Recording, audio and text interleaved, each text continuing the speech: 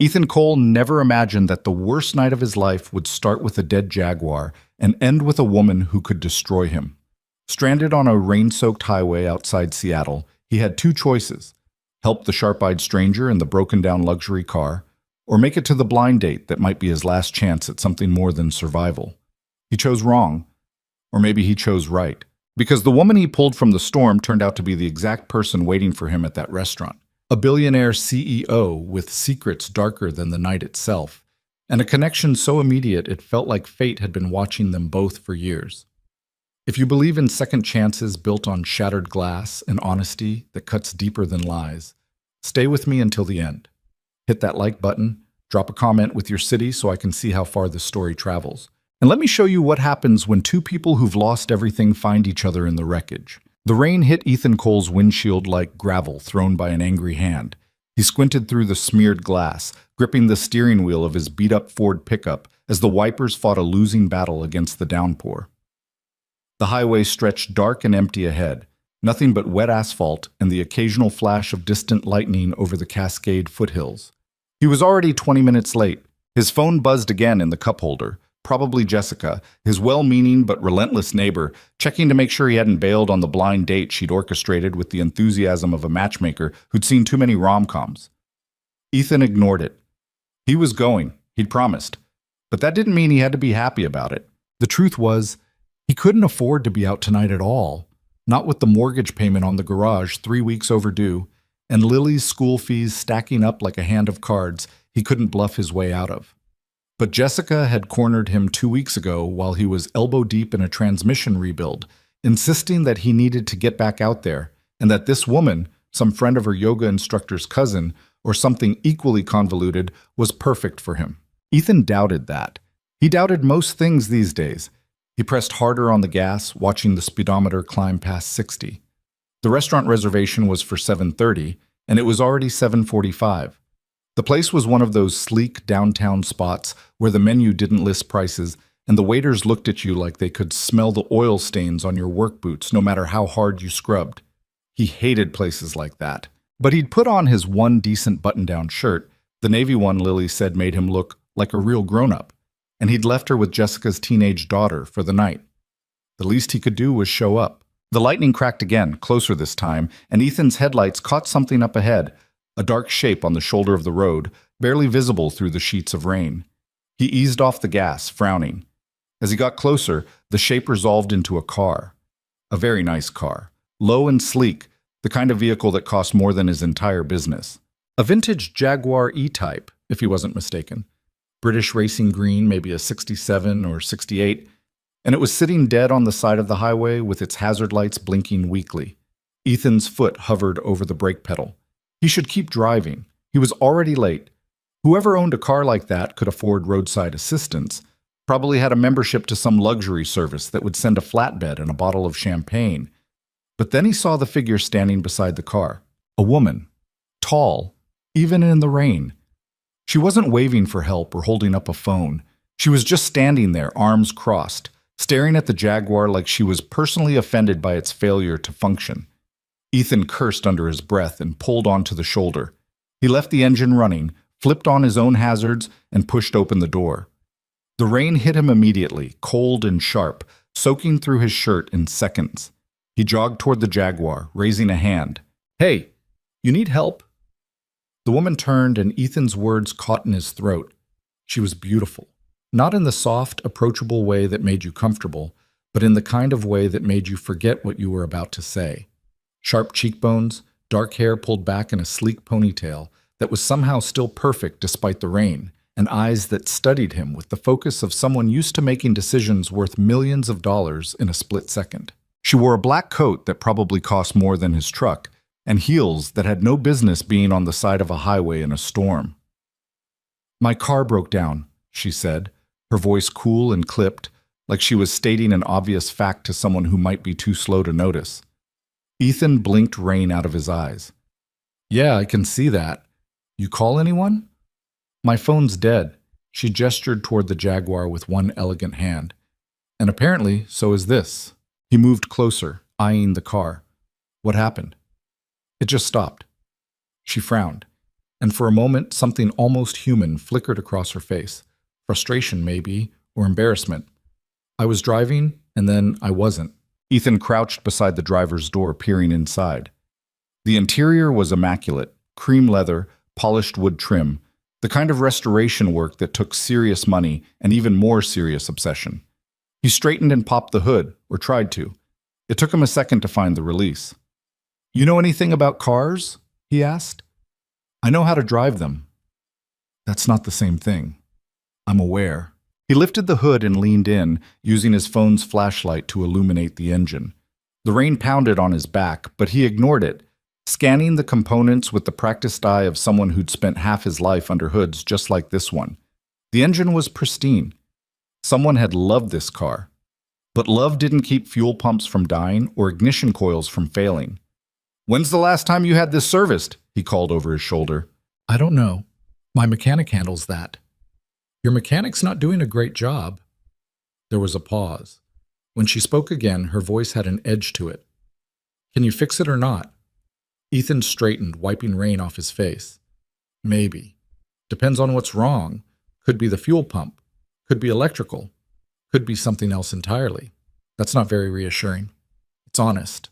She studied him for a long moment, and Ethan had the uncomfortable feeling that she was cataloging every detail: his soaked shirt, his scuffed boots, the grease permanently embedded under his fingernails no matter how hard he scrubbed.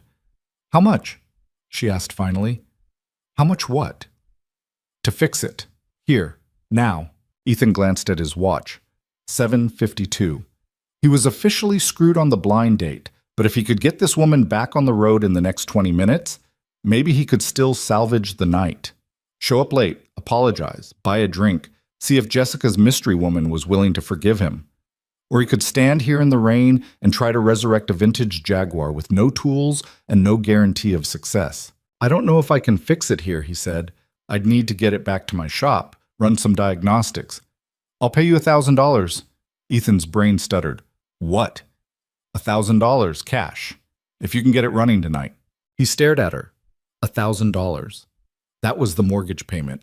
That was Lily's school fees and the overdue electric bill, and maybe enough left over to buy his daughter the new winter coat she needed because she'd outgrown last year's and kept pretending she hadn't. "I don't have my tools," he said slowly. "You have a toolbox in your truck." "I can see it." Ethan followed her gaze. She was right. The beat-up red toolbox was visible through his rear window, rattling around in the truck bed like it always did. He looked back at her. "Who are you?" "Does it matter?" "It might." She hesitated, and for the first time something in her expression shifted. A crack in the armor, small but real. "My name is Vivian." "Ethan." He held out his hand, then realized it was covered in grime and rain and pulled it back. "Sorry." "Don't be." She didn't move to shake it anyway. "Can you do it or not?" Ethan thought about the restaurant, the reservation, the woman he was supposed to meet, Jessica's disappointed face when he inevitably told her it hadn't worked out. Then he thought about Lily and the mortgage and the fact that his father's garage, the last real thing his old man had left him, was slipping through his fingers no matter how hard he held on. "Yeah," he said. "I can try." Check it. 20 minutes later, Ethan was flat on his back under the Jaguar, with a flashlight clenched between his teeth and rain dripping through the undercarriage onto his face. Vivian stood a few feet away, arms crossed, watching him work with the silent intensity of someone used to observing others perform tasks she'd never have to do herself. "It's the fuel pump," he called out, his voice muffled. "Line's clogged. Probably picked up some debris from the tank. Can you fix it?" "I can clear it. It'll get you where you're going, but you'll need a full service soon. This thing's overdue." "Fine." Ethan slid out from under the car, wiping his hands on his already ruined jeans. He dug through his toolbox, pulled out a length of rubber hose and a small hand pump, and got back to work.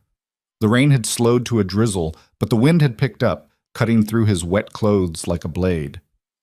"You do this for a living?" Vivian asked. "Yeah." "You're good at it." He glanced up at her, surprised. "Thanks." "That wasn't a compliment. It was an observation." "Right." He turned back to the engine. "What do you do?" "I run a company." "What kind of company?" The kind that makes money. Ethan bit back a laugh. That's not an answer. It's the only one you're getting. He worked in silence for a few more minutes, rerouting the fuel line and clearing the blockage. When he turned the ignition, the engine coughed once, then roared to life with the deep, throaty purr of a machine that had been built back when cars were still art. Vivian's face didn't change, but something in her posture relaxed. There you go, Ethan said, shutting the hood. You're good to go. But seriously, get this thing looked at. Whoever your mechanic is, fire him. I'll take that under advisement. She pulled a sleek wallet from her coat pocket, counted out 10 crisp $100 bills, and held them out. Ethan stared at the money. It felt surreal, standing on the side of a highway in the rain, holding a small fortune for 20 minutes of work he'd have done for free just to see the car run again.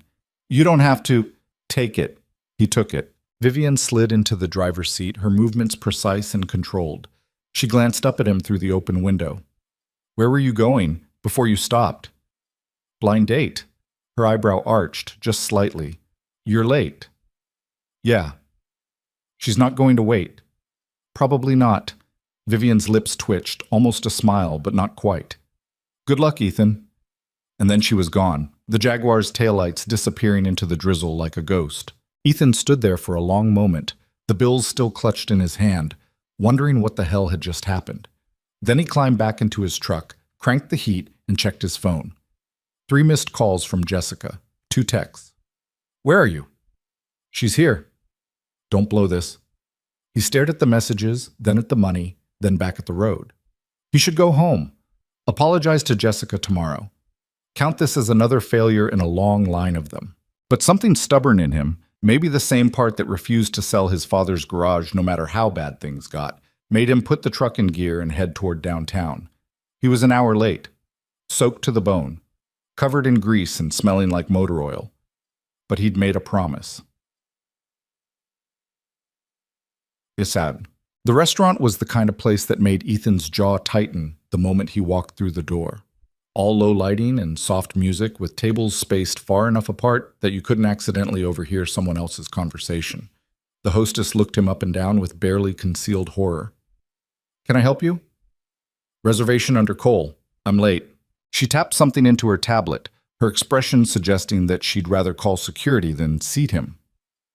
Your party is already here. Follow me. Ethan trailed her through the dining room, acutely aware of the stairs. His boots squeaked on the polished floor. His shirt clung to him, still damp, and he was pretty sure there was a streak of grease across his jaw. The hostess stopped at a corner table, and Ethan's brain short-circuited, because sitting there, glass of red wine in hand, looking just as shocked as he felt, was Vivian. She stared at him. He stared at her. The hostess cleared her throat.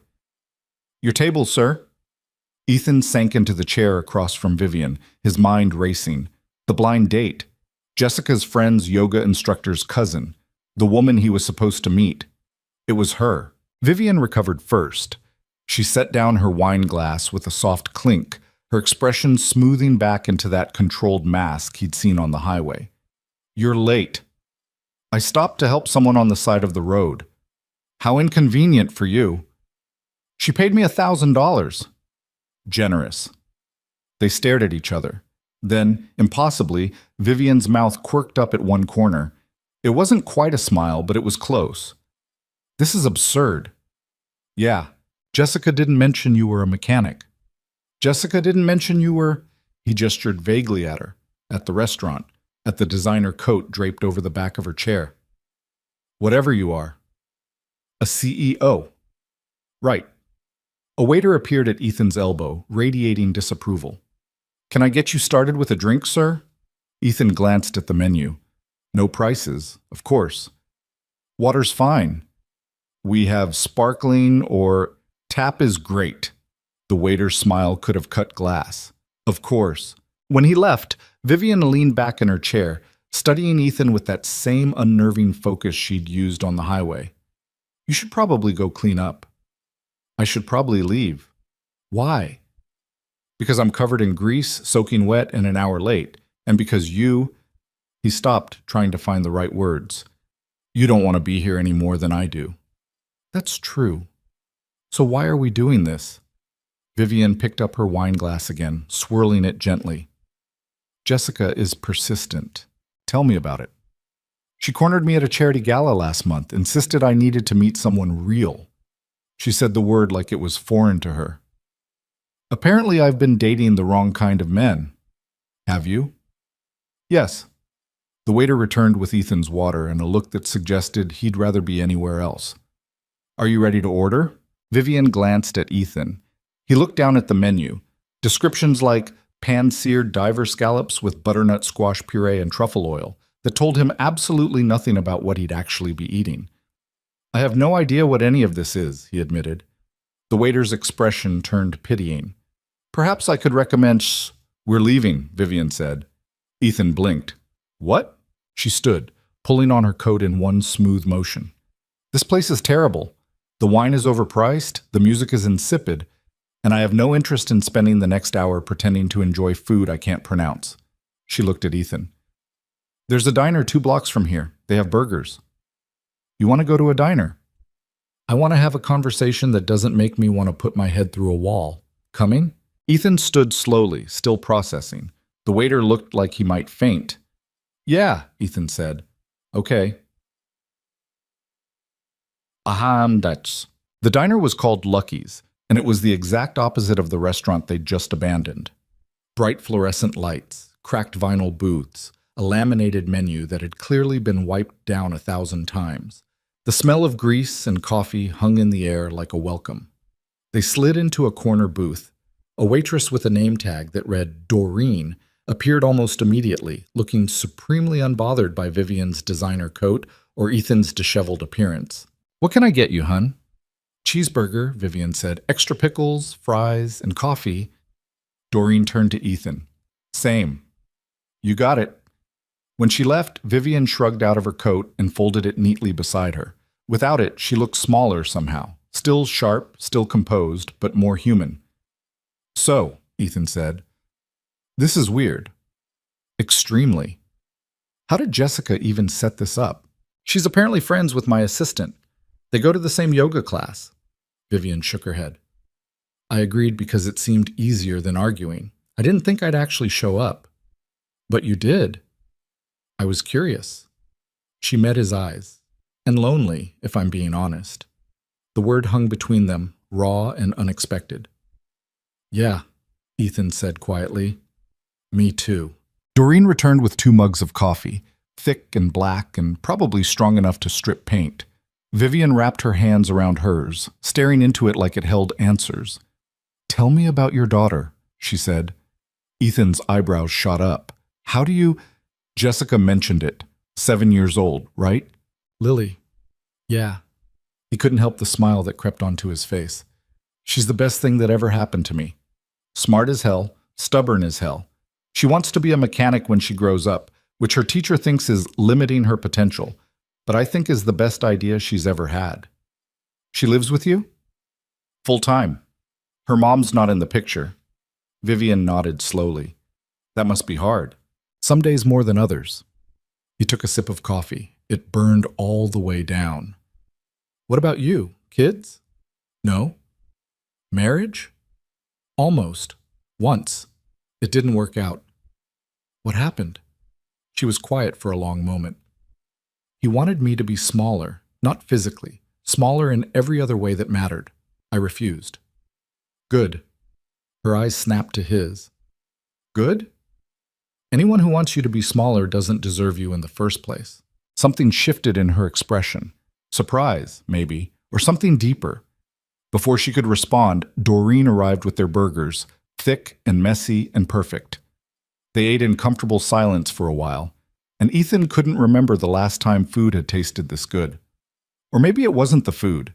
Maybe it was the fact that he wasn't trying to impress anyone, wasn't performing some version of himself that he thought someone else wanted to see. So, Vivian said eventually, wiping grease off her fingers with a napkin.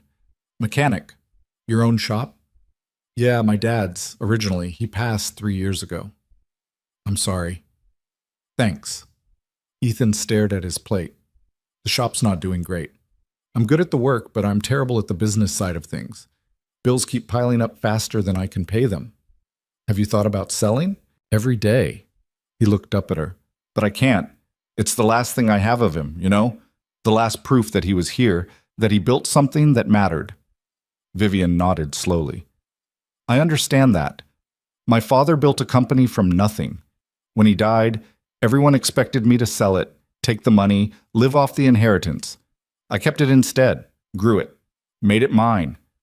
What kind of company? Mercer Industries. We do commercial real estate development mostly. Some tech investments. Ethan nearly choked on his coffee. You're Vivian Mercer. You've heard of me. There was an article in the business section last month. Something about a hostile takeover you shut down. He shook his head. You're kind of famous. I'm kind of notorious. She smiled, and it was the first real smile he'd seen from her. It transformed her face completely. People think I'm ruthless. Are you? When I need to be. And the rest of the time? I'm just tired. The honesty in her voice caught him off guard. He reached across the table, almost without thinking, and covered her hand with his. She didn't pull away. You don't seem tired right now, he said. No, she agreed softly. I don't. They stayed like that for a moment, hands touching, the noise of the diner fading into background static. Then Vivian pulled back, clearing her throat. Tell me something true, she said. Something you don't tell people. Ethan thought about it. I'm terrified I'm failing Lily. That she's going to grow up and realize her dad couldn't keep it together, couldn't give her the life she deserves. You're not failing her. You don't know that.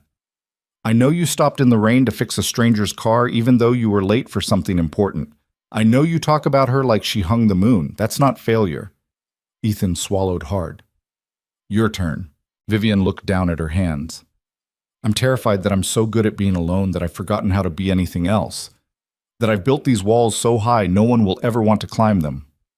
I climbed them. She looked up, and her eyes were bright. You did, didn't you? Wasn't that hard? You opened the door. Did I? On the highway, when you told me your name. Vivian laughed, soft and surprised. That's a low bar for vulnerability. You'd be surprised how many people can't even clear it. They talked for another hour. 2.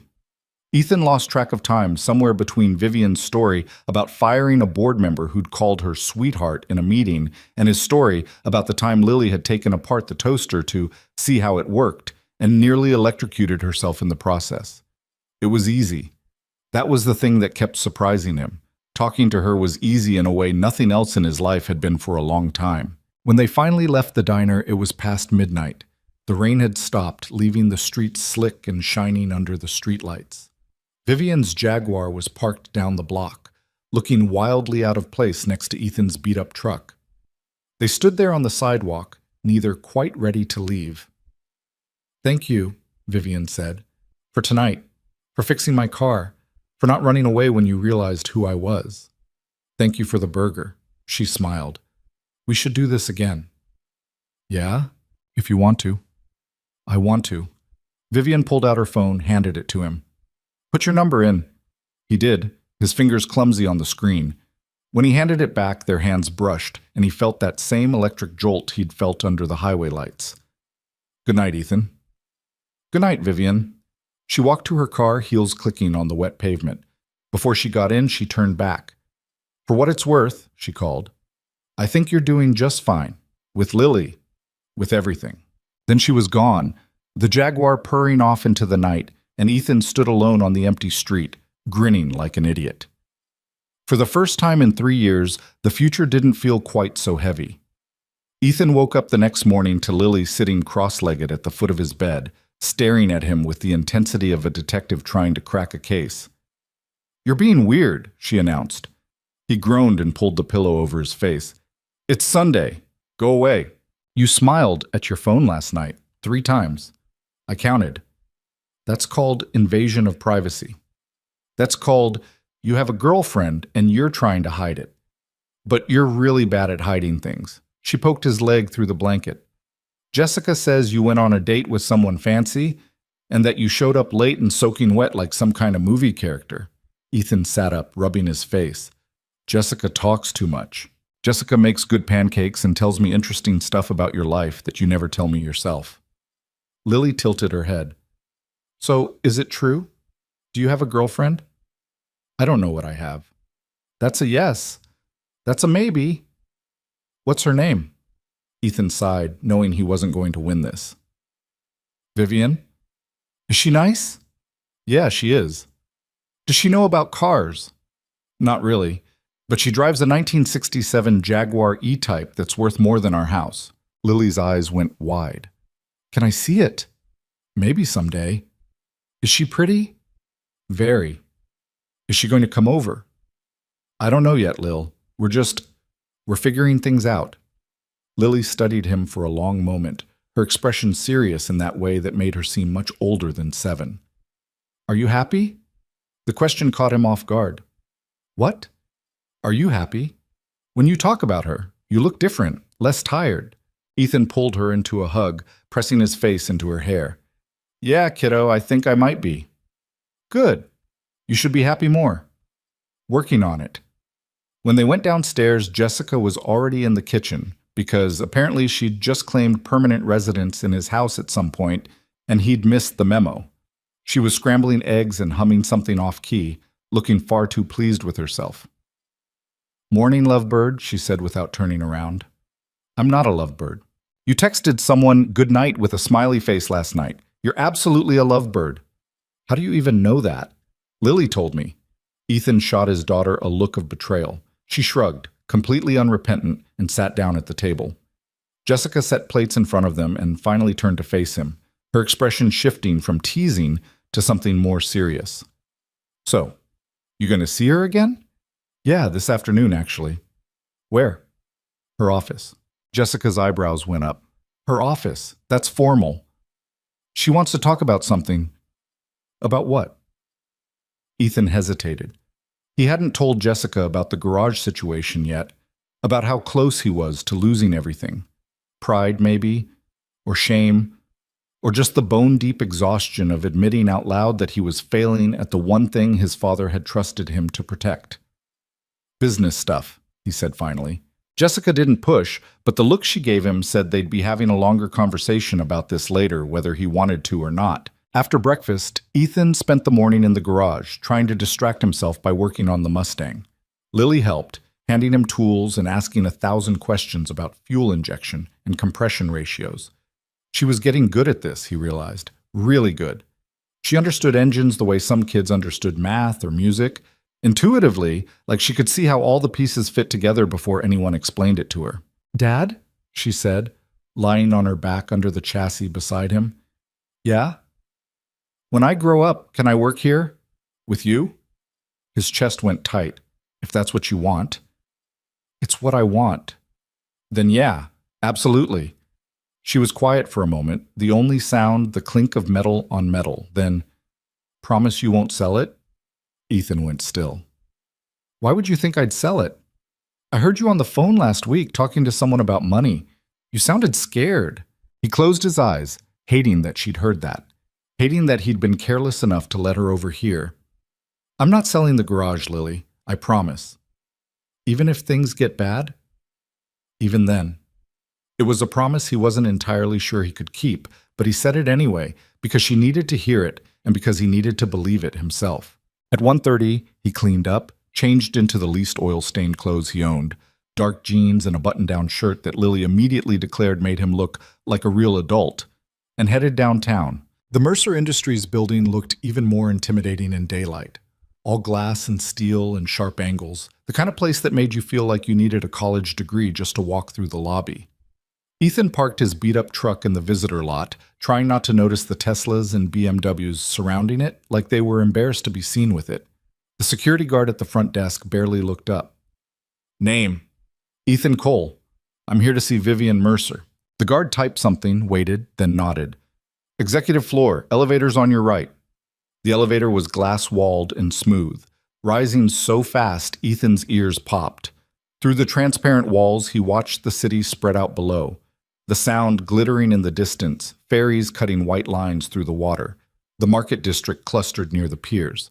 By the time the elevator opened on the 15th floor, his hands were sweating. The reception area was all clean lines and expensive furniture. A woman in her early 30s sat behind a sleek desk, her fingers flying across a keyboard. She looked up and smiled. Mr. Cole? Yeah. Miss Mercer's expecting you. Last door on the left. Ethan nodded and walked down the hallway, his boots silent on the plush carpet. The walls were covered with framed photographs, buildings, groundbreakings, Vivian shaking hands with people who looked important, awards in glass cases, evidence of a life built on success and control and relentless forward motion. He knocked on the door at the end of the hall. Come in. Vivian's office was absurd. One wall was entirely windows, floor to ceiling, overlooking the water and the mountains beyond. Her desk was massive and pristine, covered in neat stacks of files and 2 large computer monitors. But what stopped him was Vivian herself. She was standing by the windows, barefoot, her blazer draped over the back of her chair. She wore a white blouse and dark slacks, her hair loose around her shoulders instead of pulled back. She looked younger like this, less armored. Hi, she said. Hi. She crossed the room and kissed him, quick and certain, like it was the most natural thing in the world. When she pulled back, she was smiling. You look nice. Lily said I look like a real adult. I'm choosing to take that as a compliment. Vivian laughed. How is she? Suspicious. She asked if I have a girlfriend. What did you tell her? That I don't know what I have. Fair answer. Vivian took his hand and led him to a leather couch by the windows. Sit. I want to talk to you about something. Ethan sat, and she poured 2 glasses of water from a pitcher on the coffee table, handing him one before settling beside him. She looked nervous, he realized. Actually nervous. It was strange seeing her like this, without the cool confidence she wore like armor. I meant what I said the other night, she started, about wanting to help. But I know you well enough already to know you're not going to just take money from me. Vivian, let me finish. She set her glass down. I have a fleet of company vehicles, 37 cars, sedans for executives, SUVs, a few specialty vehicles. They need regular maintenance. The shop we've been using is incompetent. They overcharge, they miss deadlines, and last month they returned one of our cars with the wrong transmission fluid. I need someone reliable. And you think that's me? I know it is. I saw what you did with my Jaguar. That wasn't luck or coincidence. That was skill and knowledge and the kind of attention to detail most mechanics don't have. Ethan leaned back, trying to process what she was offering. What are you proposing exactly? A contract. Your garage becomes the exclusive maintenance provider for Mercer Industries' vehicle fleet. Regular servicing, repairs, emergency callouts when needed. In exchange, you get a retainer up front to cover immediate expenses, plus monthly payments for ongoing work. How much are we talking? Vivian pulled a folder from the table and handed it to him. I had legal draft something preliminary. Ethan opened it and felt his stomach drop. The retainer was $25,000. The monthly payments after that would bring in more steady income than he'd seen in the past year combined. This is too much, he said. It's market rate for the volume of work I'm asking for. Vivian, I can't. Yes, you can. She took the folder from him and set it aside. Listen to me. This isn't charity. This is me making a smart business decision. I need quality work from someone I can trust. You need steady income. That's it. That's the entire equation. And the fact that we're, whatever this is between us, that doesn't complicate things? Only if we let it. Ethan stood and walked to the windows, staring out at the city stretching endlessly in every direction.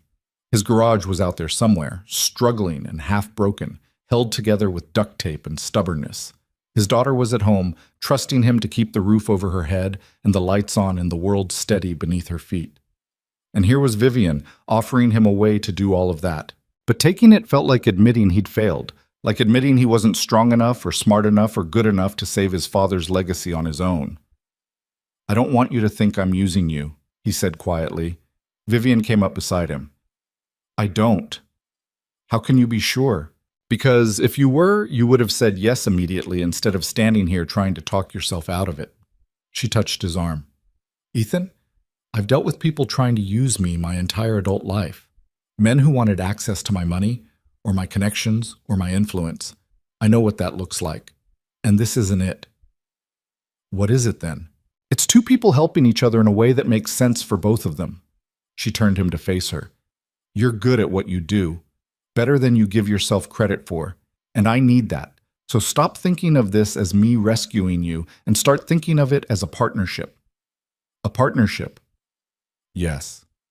He searched her face, looking for any trace of pity or condescension. All he saw was certainty and something that might have been hope. Okay, he said. Yes.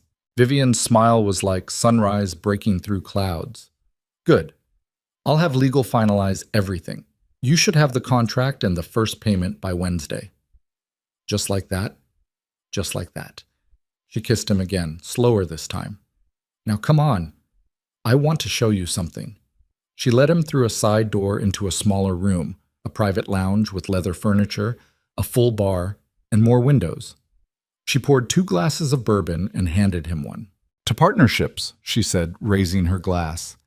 To not screwing this up, he countered. They drank, and Ethan felt some of the weight he'd been carrying for months start to lift. Maybe this could work. Maybe he didn't have to do everything alone. Tell me about your week, Vivian said, settling onto the couch. So he did. He told her about Lily's latest obsession with figuring out how to rebuild a carburetor, about Jessica's ongoing campaign to get him to live a little, about the Mustang project that was slowly bankrupting him because the owner had disappeared halfway through and left him holding the pieces.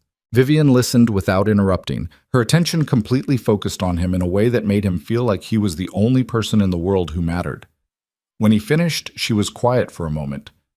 I want to meet her, she said finally. Ethan blinked. What? Lily. I want to meet her, if you're comfortable with that. His heart did something complicated in his chest. You do? If this is going somewhere, and I'd like it to, then yeah. I want to meet the person who matters most to you. I don't know if that's a good idea yet. We've only known each other a few days. I know, and I'm not trying to rush anything, but I also don't want to be some separate part of your life that never intersects with the real parts. If we're doing this, I want to do it right. Ethan thought about Lily's question that morning. Does she know about cars? Is she nice? The curiosity in her voice, the hope. Okay, he said. Yeah, how about next weekend? We could do something casual, take her to the aquarium or something. I haven't been to the aquarium in 15 years. Then it's time. Vivian smiled, but there was uncertainty in it, vulnerability. What if she doesn't like me? She will. You don't know that. I know my kid. She's going to ask you 1,000 questions about your Jaguar and probably try to convince you to let her take apart the engine. You'll be fine. I have no idea how to talk to children. Just talk to her like she's a person. She'll appreciate that more than anything else. They sat there drinking bourbon and talking until the light outside started to fade to orange and gold. Vivian told him about her week, the conference calls with international offices, the acquisition deal that had fallen through at the last minute, the board member who'd questioned her judgment in a meeting and then backtracked when she'd demolished his argument with facts and figures he hadn't bothered to research. He apologized afterward, she said, but only because he realized other people had heard him doubt me, not because he was actually sorry. That must get exhausting. It does, but it's the price of being taken seriously. She swirled her bourbon. There's a man who runs a competing firm, Richard Ashford. He's been trying to undermine me for years. Why? Because I beat him to a development deal in Vancouver 5 years ago, and he's never forgiven me. Because he thinks a woman has no business running a company this size. Because he's a petty, vindictive man who can't stand that someone he considers beneath him is more successful than he'll ever be. Take your pick. What's he doing now? Trying to poach my executives, spreading rumors that the company's in financial trouble. Nothing I can't handle, but it's irritating. She looked at him. He'll probably find out about you eventually, about us, and he'll use it as ammunition somehow. Let him. You say that now, I mean it. I don't care what some billionaire thinks about me. Vivian's expression softened. Most men would. I'm not most men. No, you're really not. Ethan's phone buzzed in his pocket. He ignored it. It buzzed again. He pulled it out, frowning at the unfamiliar number. Sorry, I should check this. Go ahead. He stepped into the hallway and answered. Hello? Mr. Cole? A woman's voice, professional and clipped. This is Margaret Chen from First National Bank. I'm calling regarding your commercial mortgage account ending in 4738. His stomach dropped. Yeah, Your account is currently 93 days past due. We've sent multiple notices to your registered address, but haven't received any response. I'm calling to inform you that if payment isn't received by end of business this Wednesday, we'll have no choice but to initiate foreclosure proceedings. The hallway tilted. I've been working on getting the money together. I understand, Mr. Cole, but we need confirmation of payment or a concrete payment plan by Wednesday. Otherwise, our hands are tied. How much do I need? The past due amount plus late fees and penalties comes to $18,412. Ethan closed his eyes. Okay, I'll figure something out. Please contact me directly if you have any questions. My direct line is on the notices we've sent. I hope we can resolve this, Mr. Cole. Yeah, me too. He ended the call and stood there in the hallway, staring at nothing. Wednesday. He had 3 days to come up with $18,000 or lose everything his father had built. When he went back into the lounge, Vivian took one look at his face and stood. What happened? That was the bank, about the garage. And? I have until Wednesday to pay what I owe, or they start foreclosure. How much? $18,000, give or take. Vivian didn't hesitate. The retainer from the contract will cover that. Vivian, I can't. Yes, you can. That's exactly what it's for. She crossed to him and took his hands. This is why I'm offering you the contract, so you don't have to lose the thing that matters most to you. But if I take it, then what? You get to keep your garage? You get to keep providing for Lily? Those sound like good outcomes to me. Ethan pulled away, pacing to the windows. You don't understand. My dad never missed a payment in 30 years. He built that place from nothing, and he never asked anyone for help. Never took shortcuts. And here I am, 3 years after he died, about to lose it all because I couldn't keep it together. Ethan, Vivian's voice was firm. Your father didn't have to raise a child alone. He didn't lose his wife and his business partner in the same few years. He didn't have to navigate an economy that's been systematically destroying small businesses. You're not failing, you're surviving. There's a difference. It doesn't feel like it. I know, but it's true. She came up behind him and wrapped her arms around his waist, pressing her forehead against his back. Let me help you, please. Not because you're weak or because you failed, but because you deserve help. Because everyone deserves help sometimes. Ethan turned in her arms and held her tight, burying his face in her hair. She smelled like expensive perfume and coffee and something uniquely her, and for the first time since he'd gotten that phone call, he let himself breathe. Okay, he whispered. Okay. Okay? I'll take the contract. I'll take the help. I'll try to believe I deserve it. Vivian pulled back to look at him, her eyes bright. That's all I'm asking. They stood there by the windows as the sun set over the city, holding each other like they were the only solid things in a world that kept shifting beneath their feet. And Ethan thought maybe, just maybe, he was allowed to lean on someone else for once. Maybe that didn't make him weak. Maybe it just made him human. When he finally left the office an hour later, Vivian walked him down to the parking garage and kissed him goodbye against his truck like they were teenagers and not two adults with more baggage than either of them knew what to do with. I'll see you next weekend, she said. You, me, and Lily. It's a date. A very unconventional one. The best kind. He drove home with the windows down, letting the cool night air clear his head.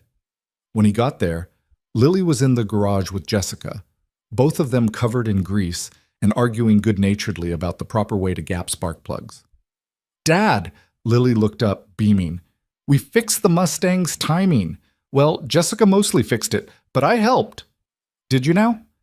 She's a natural, Jessica said, wiping her hands on a rag. Better than you were at her age. That's not saying much. Lily ran over and hugged him, smearing grease all over his clean shirt.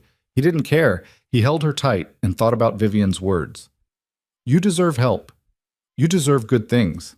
Maybe it was time to start believing that. Hey, Lil, he said. Yeah? How would you feel about meeting someone next weekend? Someone important to me. Lily pulled back, her eyes wide. The girlfriend. Maybe girlfriend. We're still figuring it out. Does she like cars? Not really, but she's willing to learn. Lily considered this seriously. Okay, I'll meet her, but she has to pass my test first. What test? I haven't decided yet. I'll let you know. Ethan laughed and ruffled her hair. Fair enough. That night, after Lily was asleep, he sat at the kitchen table with the contract spread out in front of him. He read through it twice, making sure he understood every word. It was exactly what Vivian had promised: fair, professional, more generous than he probably deserved, but not so generous that it felt like charity. He signed it. Then he texted Vivian. Contract signed. Thank you for believing in me when I wasn't sure I believed in myself. Her response came almost immediately. Thank you for letting me in. Now get some sleep. You've got a business to save. Ethan set the phone down and looked around his kitchen. The chipped counters, the old appliances, Lily's drawings taped to the fridge. It wasn't much, but it was his. And for the first time in months, he believed he might actually get to keep it. The contract arrived Tuesday morning in a black leather portfolio delivered by a courier who looked like he'd stepped out of a legal thriller. Ethan signed for it at the garage door, still wearing yesterday's work clothes, grease under his fingernails and oil smeared across his forearm. Inside were documents printed on heavy paper that felt expensive just to touch. Employment agreement, service terms, payment schedules, everything laid out in precise legal language that made his head hurt, but his chest feel lighter with every page he turned. He sat in his office, really just a converted storage closet with a metal desk and a filing cabinet that didn't close right, and read through it twice. $25,000 retainer, paid upon signing. Monthly payments of $6,000 for ongoing maintenance work, renewable annually if both parties agreed. It was more money than he'd seen in one place since his father died. He signed every page, initialing where the small yellow tabs indicated, and couriered it back before he could second-guess himself. By Wednesday afternoon, the retainer had hit his business account. Ethan stared at the balance on his phone screen like it might disappear if he blinked. Then he called First National Bank and wired $18,000 with 20 minutes to spare before their foreclosure deadline. Margaret Chen from the bank called him back within the hour, her voice notably warmer than during their previous conversations. Mr. Cole, I just wanted to confirm we received your payment. Your account is current now. Thank you. And Mr. Cole, I know the last few months have been difficult, but you're back on solid ground now. Just please stay on top of the payments going forward. I will, I promise. When he hung up, Ethan sat in the silence of his office with his head in his hands. The garage was safe. The lights would stay on. Lily wouldn't have to watch her father lose the last thing his grandfather had left them. For the first time in 18 months, he could breathe without feeling like his chest was caving in. Jessica found him there 30 minutes later, still sitting in the dark. You good? She asked from the doorway. Yeah, just processing. She came in and leaned against the desk. Payment went through? This morning. And you're sitting here in the dark because I feel like I should be happier about this. And instead, I just feel... He stopped, searching for the word. Guilty. For accepting help? For needing it in the first place. Jessica made a sound somewhere between a laugh and a sigh. Ethan, your dad would have taken this deal in a heartbeat. You know that, right? My dad never needed help. He built this place from nothing and never missed a payment. Your dad also didn't raise a kid alone while trying to keep a business afloat in an economy designed to crush small shops. He had your mom. He had stability. He had advantages you don't have. She squeezed his shoulder. Stop comparing yourself to a version of him that never had to face what you're facing.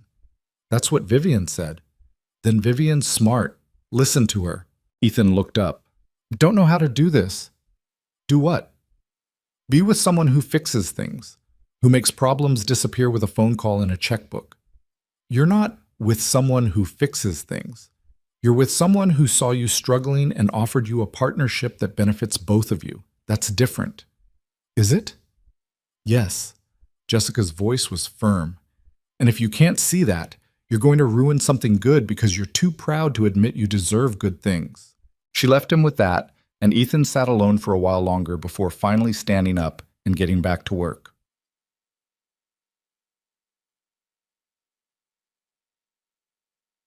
The first batch of Mercer Industries vehicles arrived Friday morning, 3 black sedans that looked like they'd been detailed yesterday, but still needed their routine service.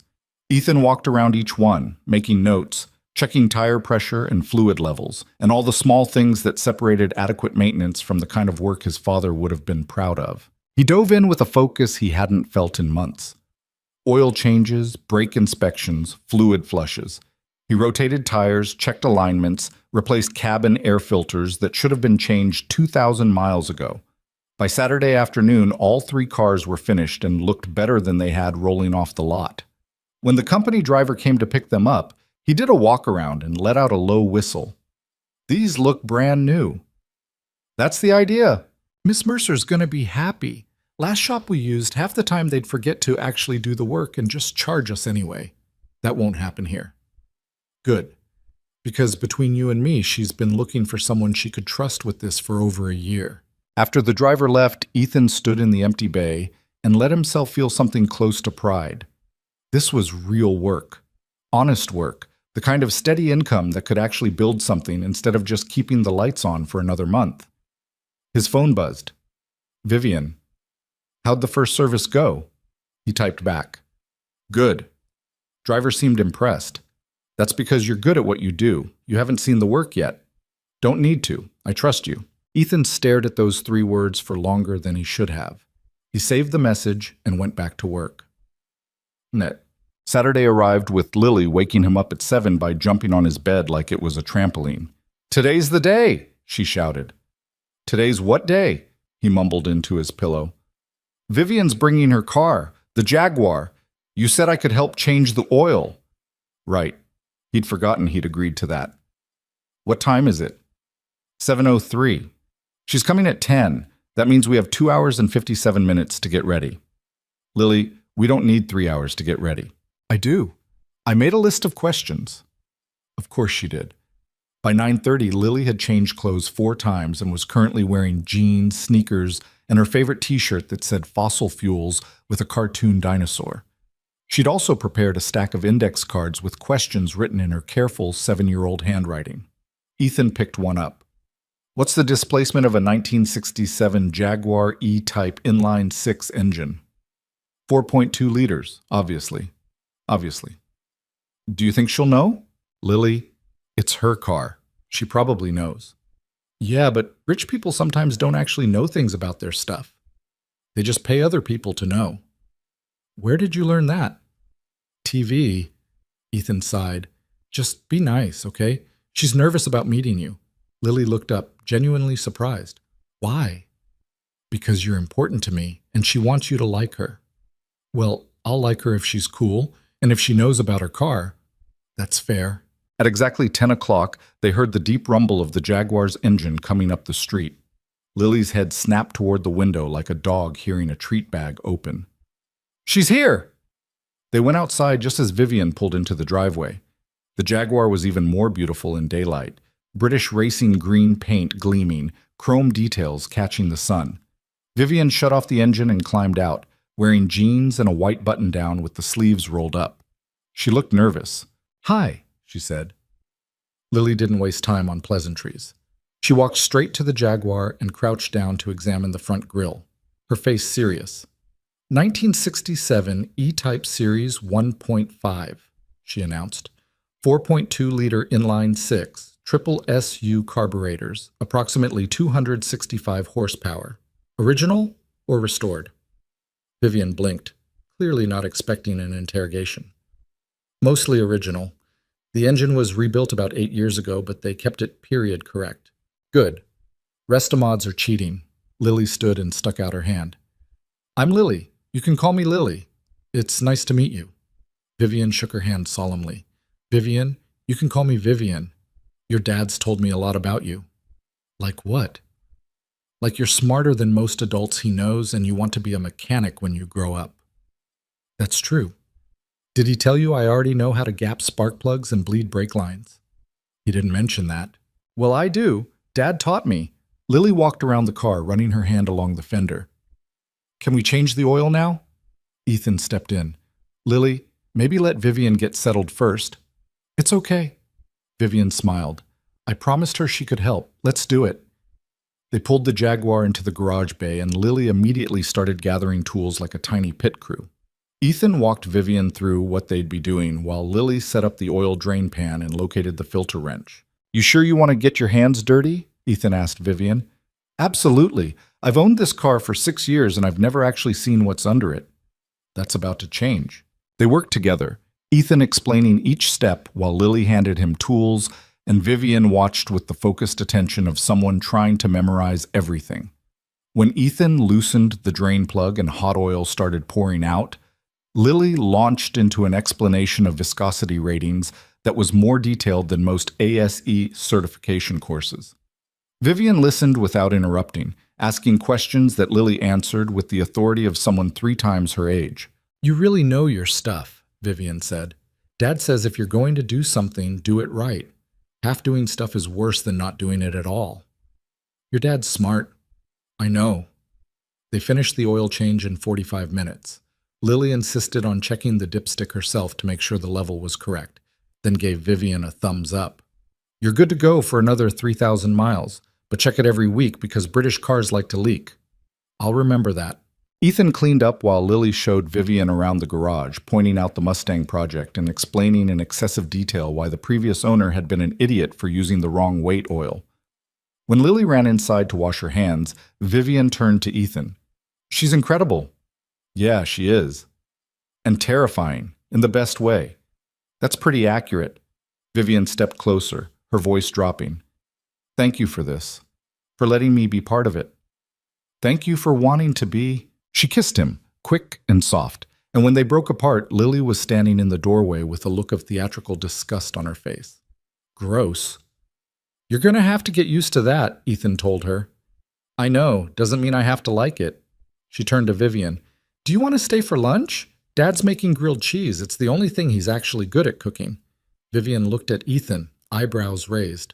She's not wrong, he admitted. Then I'd love to. Basis. Bots. Lunch was chaotic in the best way.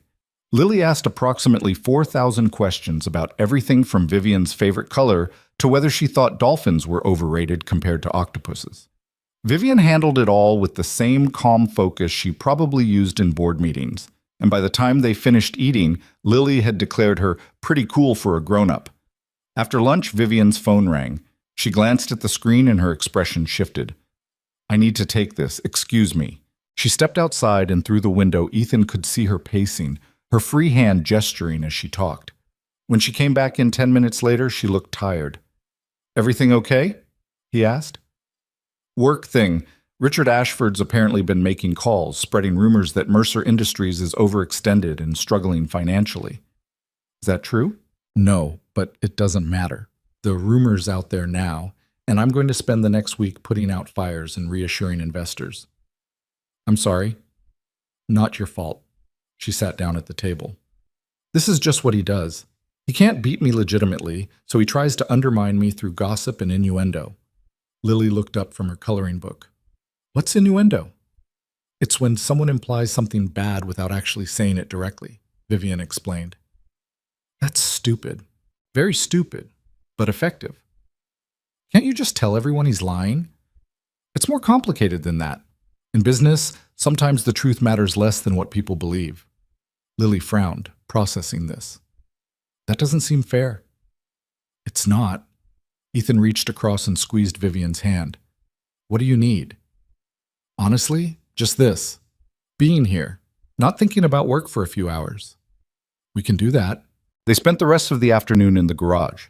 Lily insisted on showing Vivian how to properly torque lug nuts, and Vivian listened with the same serious attention she'd probably give to a board presentation. When Lily's friends called asking her to come play, she actually hesitated before saying yes. You sure? She asked Vivian. Because I can stay if you want. Go play. I'll be here next weekend. Promise? Promise. After Lily left, the garage fell quiet. Ethan and Vivian sat on the hood of the Mustang, shoulders touching, not talking. She really likes you, Ethan said finally. I really like her too. I was worried. I know, but you don't need to be. Vivian leaned her head on his shoulder. She's amazing, Ethan. Smart and confident and completely herself. You're doing something right. Most days I feel like I'm barely keeping it together. That's called parenting, You're supposed to feel that way. You sound pretty confident for someone without kids. I have 8 executives who act like children. Does that count? Ethan laughed. Maybe. Vivian's phone buzzed again. She ignored it. You can get that, Ethan said. I don't want to. Vivian, I spend every waking hour being available to everyone who needs something from me. Just let me have this. Let me be here with you and not thinking about Richard Ashford or quarterly earnings or whatever crisis is exploding in my inbox. So they sat there in the quiet garage, surrounded by the smell of motor oil and old concrete, and for a little while, the rest of the world stayed outside where it belonged. Shit. That night, after Vivian left and Lily was asleep, Ethan sat at the kitchen table with his laptop, scrolling through news articles about Mercer Industries. Most were straightforward business reporting, but a few, all published in the last week, hinted at financial instability, leadership questions, potential vulnerabilities in overseas investments. He recognized the pattern. Someone was planting stories. His phone rang. Vivian. Hey, he answered. You okay? Not really. I just got off a 2-hour call with our CFO and our head of PR. The rumors Ashford's spreading are starting to get traction. We're going to have to release a statement Monday morning. What kind of statement? The kind that says everything's fine and we're on solid financial ground and investors have nothing to worry about. Standard corporate damage control. Will it work? Maybe. Probably. But it's exhausting having to constantly defend myself against manufactured crises. Ethan heard the weariness in her voice, the kind that went deeper than just being tired. What can I do? You're already doing it, being there, being normal, being someone who doesn't want anything from me, except just me. That's not hard. It is for most people. They talked for another hour about nothing important. Lily's latest obsession with marine biology. The Mustang's ongoing saga. Whether grilled cheese counted as a legitimate dinner option or if Ethan needed to expand his culinary repertoire. When they finally said goodnight, Ethan felt that same settling in his chest he'd been feeling more and more lately. Like things were falling into place, like maybe the universe was finally cutting him a break. He should have known better. Tuesday morning, Jessica showed up at the garage with coffee and a newspaper, which should have been his first warning because nobody read physical newspapers anymore. You need to see this, she said, dropping the business section on his desk. The headline made his stomach drop. Mercer Industries CEO's unconventional new romance raises questions. The article was short but brutal. It described him as a struggling mechanic who'd recently secured a lucrative contract with Mercer Industries, shortly after beginning a romantic relationship with Vivian. It stopped just short of saying he was using her, but the implication was clear enough. There was a photo of them leaving the charity gala together, Vivian in her green dress and Ethan in the borrowed tuxedo, looking exactly like what the article suggested. A mismatch. This is Ashford, Ethan said. Obviously. Jessica sat down. What are you going to do? I don't know. Call Vivian, I guess. But before he could, his phone rang. Vivian. Did you see it? She asked without preamble. Just now. Jessica brought it. It's bullshit. Complete fabricated bullshit designed to make both of us look bad. Vivian, maybe we should...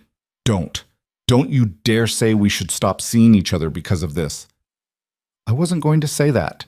You were thinking it. He had been.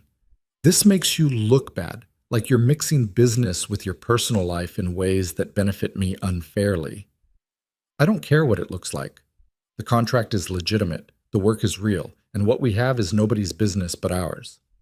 But if it's hurting your company, then I'll deal with it. I've dealt with worse. Her voice softened. Ethan, I need you to trust me on this. Don't pull away because some vindictive asshole planted a story in a newspaper that half the city's population doesn't even read anymore. What if more people start asking questions? Then I'll answer them, honestly, because the truth is on our side. Ethan wanted to believe that, but he'd learned the hard way that truth didn't always matter as much as it should. Okay, he said. What do you need from me? Just keep being you. Don't let this change anything. I'll try. Good. I have to go. Crisis management meeting in 10 minutes. But Ethan? Yeah? We're going to be fine. I promise. She hung up, and Ethan sat there staring at the newspaper article, trying to convince himself she was right. By Friday, 3 more articles had appeared in various business publications, all asking variations of the same question. Was Vivian Mercer's judgment compromised by her personal life? Was the Mercer Industries contract with Coles Auto legitimate or preferential treatment? Were investors right to be concerned? Ethan watched the pile of questions grow and felt increasingly like he was drowning.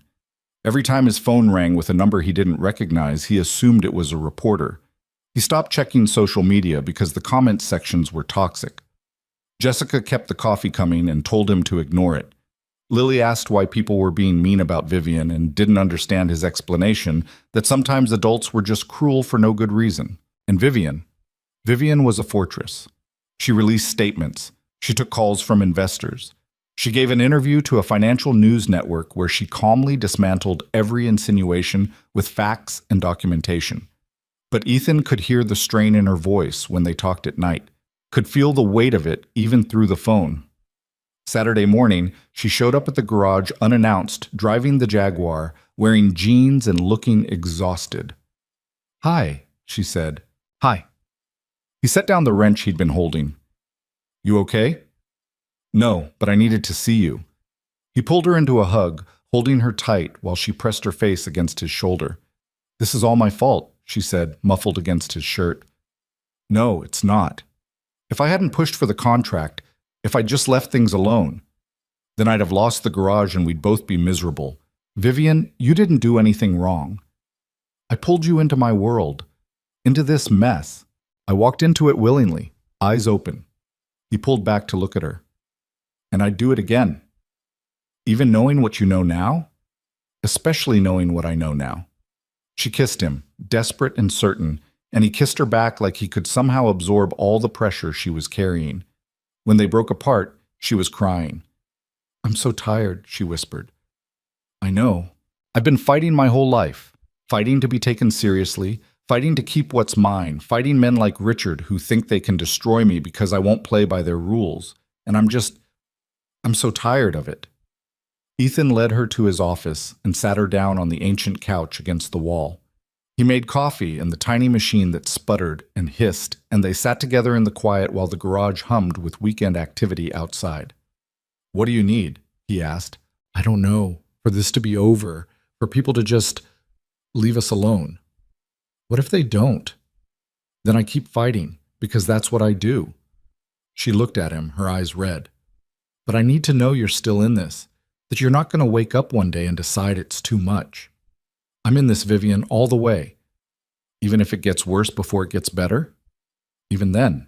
She leaned her head on his shoulder and they sat like that for a long time, not talking, just being present with each other while the world tried to tear them apart from the outside. Eventually, Lily appeared in the doorway, took one look at them, and disappeared. She came back 5 minutes later with her favorite stuffed elephant. "Here," she said, handing it to Vivian. "His name is Diesel. He helps when things are hard." Vivian took the elephant, her expression crumbling. "Thank you, Lily." "You're welcome. Also, do you want grilled cheese? Dad's making lunch." "I'd love that." They ate together. The 3 of them squeezed around Ethan's desk, and slowly, Vivian's shoulders started to relax. The tension in her jaw eased. She smiled at Lily's terrible jokes and asked questions about school, and listened to a 15-minute explanation of why orcas were technically dolphins. By the time she left that afternoon, she looked less like she was carrying the weight of the world. "Thank you," she said at the door, "for this, for not running. I told you, I'm not going anywhere." "I know, but it still means everything that you mean it."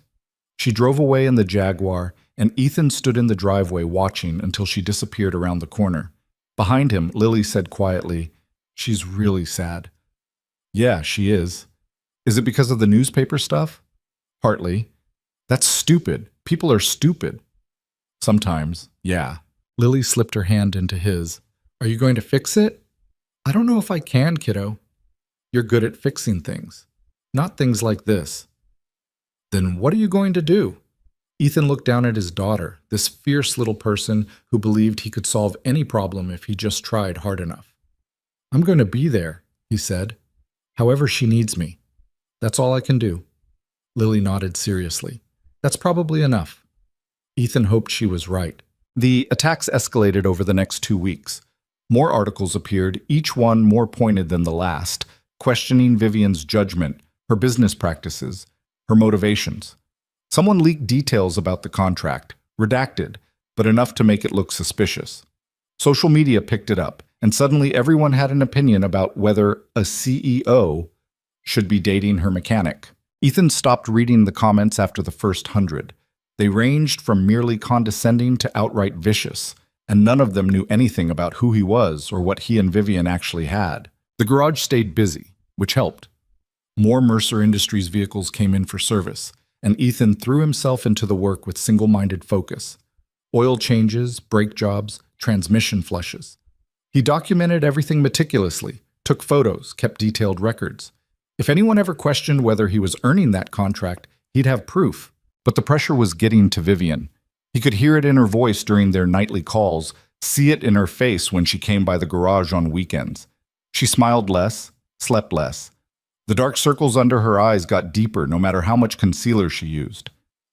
"You need to rest," he told her one Sunday afternoon while they sat in his office, her head on his shoulder. "I can't.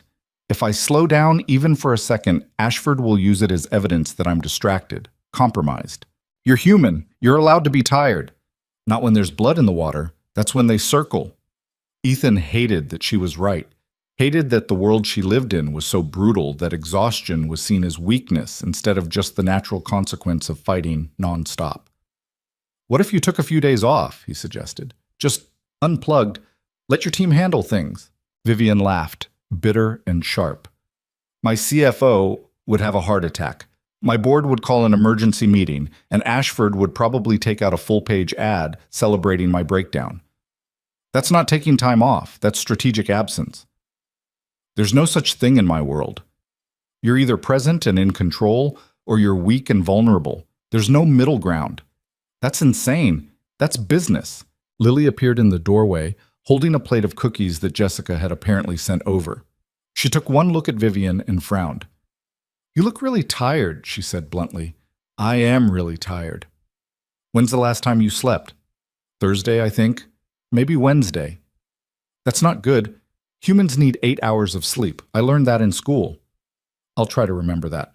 Lily set down the cookies and climbed onto the couch next to Vivian. "Do you want to watch a movie? Dad says movies help when your brain won't shut up." Vivian glanced at Ethan, something uncertain in her expression. "I don't want to impose." "You're not imposing," Ethan said. "Stay. Watch a movie with us. The world won't end if you take 2 hours off." So they did. They squeezed onto the couch in Ethan's living room, him, Vivian, and Lily, and watched some animated thing about talking fish that Lily had seen a dozen times but still laughed at every joke. Vivian fell asleep halfway through, her head on Ethan's shoulder, breathing deep and even for the first time in weeks. When the movie ended, Lily looked up at her dad and whispered, "Should we wake her up?" "No, let her sleep." "Is she going to be okay?" "I hope so, kiddo." "The people being mean to her, they don't even know her. They don't know she helped you save the garage. They don't know she's teaching me about octopuses. They just see rich lady dating working guy and think it's weird." "Yeah, that's pretty much it. That's really dumb." "It is." Lily was quiet for a moment, thinking. "Dad?" "Yeah?" "Are you going to marry her?" Ethan choked on air. "What? Are you going to marry her? Because if you are, I think that's cool. But if you're not, that's cool too. I just want to know." "Lily, we've only been dating for a few weeks." "So? You look at her like Grandpa used to look at Grandma in the old photos, like she's the best thing you ever saw." He stopped, completely derailed. "I don't know what's going to happen, but I know I care about her a lot. And I know she makes me happy in ways I didn't think I could be happy anymore." "Then that's good enough." Lily snuggled against his other side. "Just don't mess it up." "I'll try not to." Vivian slept for 3 hours, curled up on the couch while Ethan and Lily moved around the house quietly, making dinner and doing homework and pretending everything was normal. When she finally woke up, blinking groggily in the early evening light, she looked almost embarrassed. "I fell asleep." "You needed it," Ethan said. "I'm sorry." "Don't be. You're staying for dinner."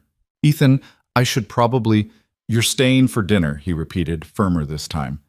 Jessica's bringing over lasagna. Lily made garlic bread that's only slightly burnt. And you're going to sit at our table and eat like a normal person instead of going home to an empty apartment and answering emails until midnight. Vivian stared at him, something breaking in her expression.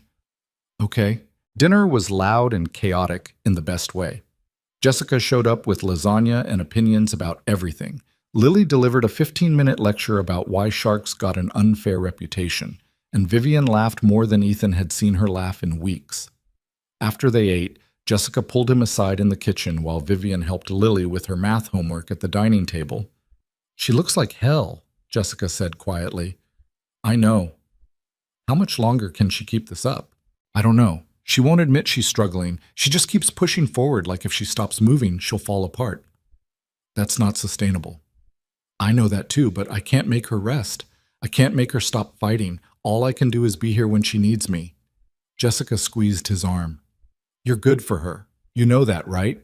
She needs someone who sees her as a person instead of a business asset. I just wish I could do more. You're doing enough. Trust me. When Jessica left and Lily went upstairs to take a bath, Ethan and Vivian stood in the kitchen doing dishes together. It was domestic and ordinary, and Ethan realized he wanted 1,000 more nights exactly like this one. Thank you, Vivian said, handing him a plate to dry. For what? For making me stay. For not letting me go home and spiral alone. She paused. For everything, really. You don't have to thank me for caring about you. I know, but I want to anyway. They finished the dishes in comfortable silence, and when Vivian finally left around 9, she kissed him at the door like she was trying to memorize the feeling. I'll call you tomorrow, she said. I'll be waiting. Ethan? Yeah? I love you. The words hung in the air between them, simple and devastating. She'd said it so naturally, like it was just a fact she was stating, like it had been true for a while and she was only now getting around to mentioning it.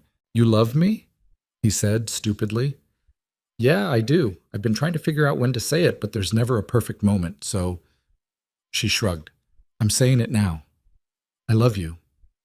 Ethan pulled her close and kissed her hard enough that she made a small sound of surprise. When they broke apart, both breathing hard, he pressed his forehead to hers. I love you too, in case that wasn't completely obvious. It was a little obvious, but I'm glad you said it. She left smiling, and Ethan stood in the doorway watching her drive away until the Jaguar's taillights disappeared around the corner. When he went back inside, Lily was sitting on the stairs in her pajamas, grinning like she'd just won the lottery. You heard that, he said. The whole neighborhood probably heard that. You're not exactly quiet. Go to bed. You love her. Yeah, I do. Good. She loves you too. Lily stood and started up the stairs, then paused. Just so you know, when you guys get married, I want to be part of the wedding, not like a flower girl or whatever, something cooler. We're not getting married. Not yet, but you will. I can tell. She disappeared upstairs before he could argue, leaving Ethan standing alone in the hallway, wondering when his 7-year-old had become the wisest person he knew. Look, the breaking point came on a Tuesday. Ethan was under a Honda Accord, replacing a timing belt, when his phone started ringing. He ignored it. It rang again, and again. By the 5th call in 2 minutes, he rolled out from under the car, wiping grease from his hands. 5 missed calls from Vivian's assistant. 3 from a number he didn't recognize. 2 from Jessica. 1 from a reporter whose name he vaguely recognized from the business section. His stomach dropped. He called Jessica first. What's wrong? Turn on the news. Business channel. Now.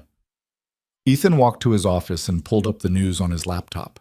The headline made his chest tighten like someone had wrapped a belt around his ribs and yanked. Mercer Industries faces federal investigation into alleged contracting improprieties. He read the article 3 times, each pass making it worse. Anonymous sources. Allegations of preferential treatment. Questions about conflicts of interest. Implications that Vivian had used company funds to benefit someone she was personally involved with.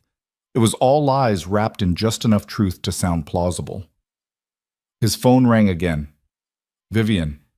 Did you see it? Her voice was tight, controlled, but he could hear the panic underneath like water rising behind a dam. Just now. It's Ashford. It has to be.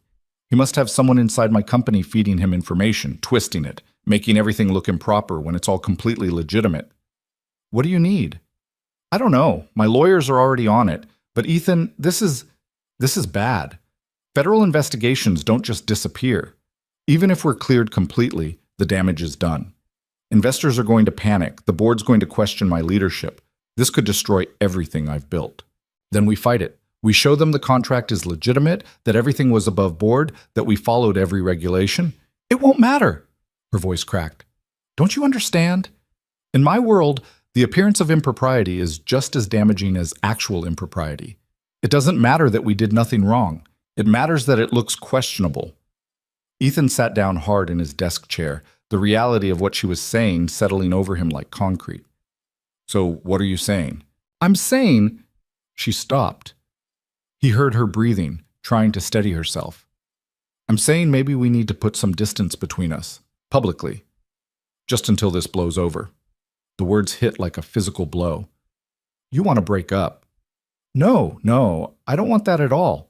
But I need to protect the company. I need to protect the 1,500 people who work for me and depend on me to keep things stable. And right now, our relationship is being weaponized against all of them. So I'm the problem. You're not the problem. Ashford is the problem. The system is the problem. But you're the vulnerability he's exploiting, and Her voice broke completely. I don't know what else to do. Ethan closed his eyes. Every instinct screamed at him to fight this, to tell her they could weather it together, that giving in to Ashford's tactics was exactly what he wanted. But he also knew what it was like to be responsible for other people, to have their livelihoods dependent on your decisions, to carry that weight every single day and know that one wrong move could destroy lives. Okay, he said quietly. Okay, what? Okay, we put some distance, publicly. We stop being seen together. I stop coming to your office. You stop coming to the garage as much. We give them nothing to talk about. Ethan, but we don't actually end this. We go quiet for a while. Let the investigation happen. Let your lawyers do their work. And when it's over and you're cleared, we go back to normal. Vivian was crying now. He could hear it in her breathing. I hate this. I hate that he's winning. He's not winning. He's just making us adjust our strategy. That's all this is. A tactical retreat. You sound like me. I learned from the best. They talked for another hour, working out the logistics. They'd communicate by phone only, late at night when no one was watching. No public appearances together, no social media, no photographs. Nothing that could be twisted or weaponized or used to suggest impropriety. When they finally hung up, Ethan sat alone in his office and stared at the wall, feeling like someone had reached into his chest and rearranged everything. Jessica found him there 20 minutes later. You okay? No. She sat down across from him without asking permission. What happened? He told her everything. The investigation, the allegations, the decision to create public distance, the fear in Vivian's voice when she'd suggested it. That manipulative bastard, Jessica said. Ashford's going to burn for this. Maybe, but not today. So what are you going to do? What can I do? I'm a mechanic, Jess. I can't fight federal investigations or billionaire rivals or corporate espionage. I can barely keep my own business running. You can be there for her, even if it has to be quietly. That's what I told her I'd do. Then do it. And stop feeling sorry for yourself. Vivian needs you to be strong right now, not falling apart because some rich asshole decided to make your life difficult. She was right. Ethan knew she was right. But that didn't make it any easier to sit in his garage and pretend everything was fine while Vivian faced down an investigation that could end her career. The next 4 weeks were the longest of Ethan's life. He and Vivian talked every night, usually after Lily was asleep, their conversations a fragile lifeline in the chaos.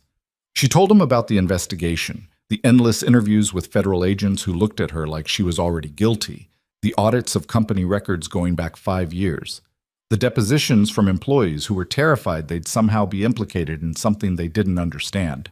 The media coverage was relentless.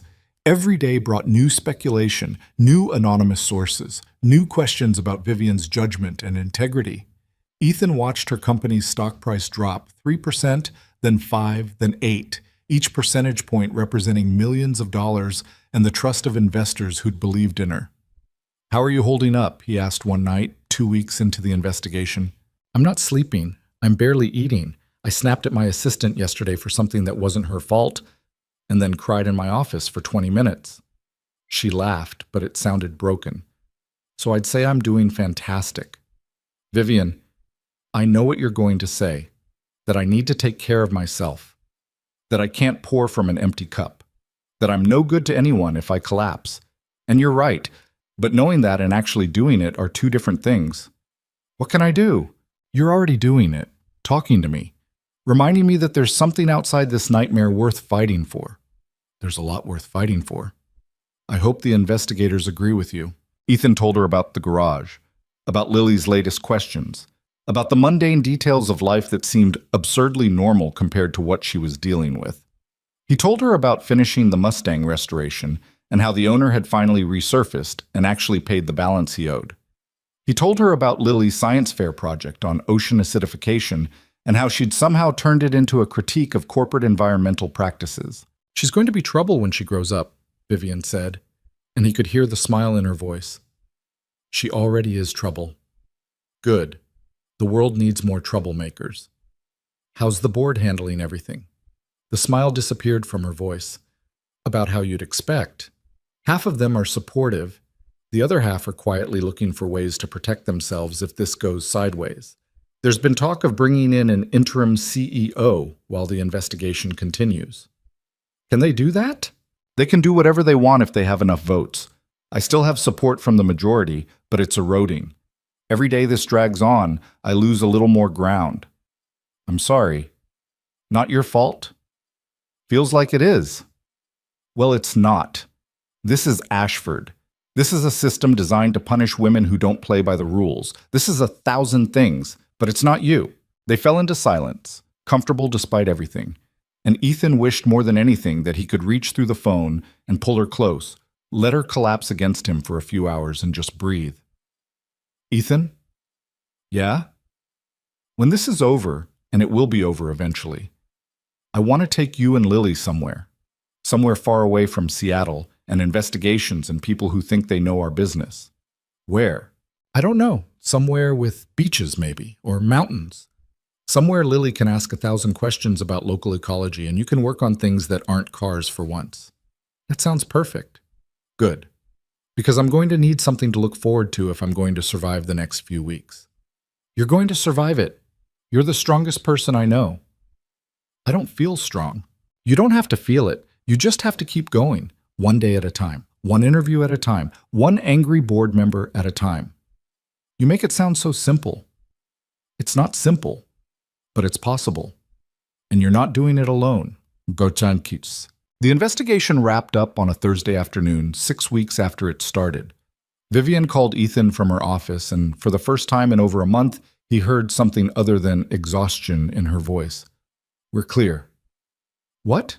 The federal investigation. They're closing it. No charges, no violations, nothing. The contract with your garage was completely legitimate and properly documented. There's no evidence of impropriety or misuse of company funds. She laughed, and it sounded almost hysterical. We're clear, Ethan. We actually made it through. That's incredible. The agents said Ashford's anonymous tips were deliberately misleading. They're actually considering whether to investigate him for filing false reports, though I'm not holding my breath on that. How's the board taking it? Emergency meeting scheduled for tomorrow morning, but my lawyers say it's just formality. The investigation cleared us. The stock price is already recovering. I think we're actually going to be okay. Ethan sat down on a stack of tires in the garage bay, relief flooding through him so completely he felt lightheaded. So what happens now? Now I spend the next week doing damage control with investors and the press. Now I make sure everyone knows we were cleared completely and vindictively. Now I find whoever inside my company was feeding Ashford information, and I fire them so hard they'll feel it for the rest of their career. That's my girl. And then, her voice softened, then I'm coming to see you. No more hiding, no more distance, no more pretending we're not exactly what we are. Which is what? In love. Completely, stupidly, inconveniently in love. I can live with that. Good. Because I'm not letting you go. Not after everything we just went through. They talked for another hour, making plans, processing the relief, letting themselves finally believe that maybe the worst was actually over. When they hung up, Ethan sat in the garage alone, staring at his phone, feeling like he'd just survived something that should have broken them, but somehow hadn't. Jessica appeared in the doorway, took one look at his face, and smiled. "She's cleared?" "Completely. Thank God. You've been moping around here like someone kicked your dog." "I don't have a dog." "You know what I mean." She sat down next to him. "So when's she coming over?" "Saturday. She wants to take me and Lily to dinner, somewhere nice, said she's done hiding." "Good. You two have been miserable apart." "It was only 6 weeks." "It was the longest 6 weeks I've ever watched someone endure." "You looked like a ghost." "That bad?" "Worse." Lily noticed too. "She asked me yesterday if you and Vivian broke up for real, or if this was just temporary." "What did you tell her?" "I told her that sometimes grown-ups have to make hard choices to protect people they love, but that doesn't mean they stop loving each other." "That's pretty wise." "I have my moments." Jessica stood. "Now stop sitting in here feeling sorry for yourself and go tell your daughter the good news. She's been worried about you." Saturday came bright and clear, the kind of Seattle autumn day that felt like a gift. Vivian arrived at 6, driving the Jaguar, wearing a simple blue dress that made Ethan forget how to form coherent sentences. "Hi," she said. "Hi." She kissed him right there in the driveway, not caring who saw, and Ethan kissed her back like he was trying to make up for 6 weeks of phone calls and distance and pretending they were anything less than completely in love. When they broke apart, Lily was standing in the doorway, grinning. "Finally, I thought you guys were going to be weird forever." "We were never weird," Vivian said. "You were extremely weird, but it's okay. You're not weird anymore." They went to a restaurant downtown, the kind of place with white tablecloths and a wine list thicker than most novels. Lily ordered the most expensive thing on the menu without blinking, lobster, and proceeded to interrogate the waiter about sustainable fishing practices. "She's your daughter," Vivian said to Ethan. "She's absolutely my daughter." After dinner, they walked along the waterfront, Lily running ahead to look at the boats while Ethan and Vivian followed hand in hand. The city lights reflected off the water, turning everything golden, and for the first time in months, Ethan felt like he could breathe without waiting for the next crisis. "I talked to Ashford yesterday," Vivian said quietly. Ethan stopped walking. "What?" "He called to congratulate me on being cleared. Said he hoped there were no hard feelings about the investigation." "That manipulative—" "I know." I told him in very professional language that he could take his congratulations and shove them somewhere anatomically improbable. Then I hung up on him. "Good." "He's not going to stop, you know. This was just one round. He'll find some new angle, some new way to come at me. Then we'll deal with it when it happens. Together." "Together," she repeated, like she was testing how the word felt. "I like the sound of that." "Me too." They caught up to Lily, who'd found a street musician playing guitar and was watching with the intense focus she usually reserved for mechanical diagrams.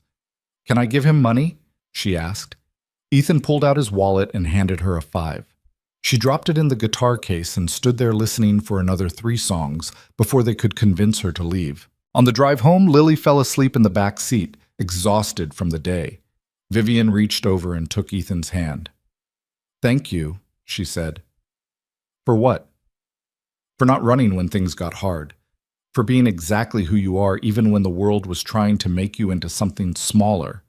For loving me even when loving me meant dealing with federal investigations and corporate warfare." "You say that like it was a choice, like I could have just decided to stop." "Couldn't you?" "No, not even a little bit." She smiled, small and private. "Good. Because I'm not planning on making things easy." "I wouldn't want you to." When they got back to Ethan's house, Vivian carried a sleeping Lily inside while Ethan followed with her shoes and the leftovers from dinner. They got Lily into bed without waking her, and then stood in the hallway, neither quite ready to say goodnight. "Stay," Ethan said. "I can't. I have an 8 a.m. meeting with the board. Then wake up early, but stay. Just for tonight. Let me hold you without a phone between us." Vivian looked at him for a long moment, something soft and vulnerable in her expression. "Okay." They curled up on his couch, Vivian tucked against his chest, and talked in whispers about everything and nothing. about the trip they wanted to take, about Lily's growing obsession with marine biology, about the Mustang that was finally, actually finished. "I'm proud of you," Vivian said quietly, "for keeping the garage going, for being an amazing father, for building something real in a world that makes that almost impossible. I'm proud of you too, for weathering that investigation, for not letting them break you, for being exactly who you are even when everyone's trying to make you smaller. We're quite the pair, aren't we? The best pair." She fell asleep like that, breathing slow and even against his chest, and Ethan stayed awake for a long time just holding her, feeling like after months of free-falling, he'd finally found solid ground. When he finally drifted off sometime after midnight, his last thought was that whatever came next, whatever new crisis or challenge or billionaire rival tried to tear them apart, they'd face it together. And that made all the difference. 3 months after the investigation ended, Vivian showed up at the garage on a Tuesday morning without warning, driving a car Ethan had never seen before. A vintage 1970 Dodge Charger in factory orange that rumbled like thunder and turned heads from 3 blocks away. He was under a Subaru replacing a head gasket when he heard the engine. By the time he rolled out from under the car, she was already standing in the bay, keys dangling from her finger, grinning like she'd just pulled off the greatest heist in history. "What is that?" he asked.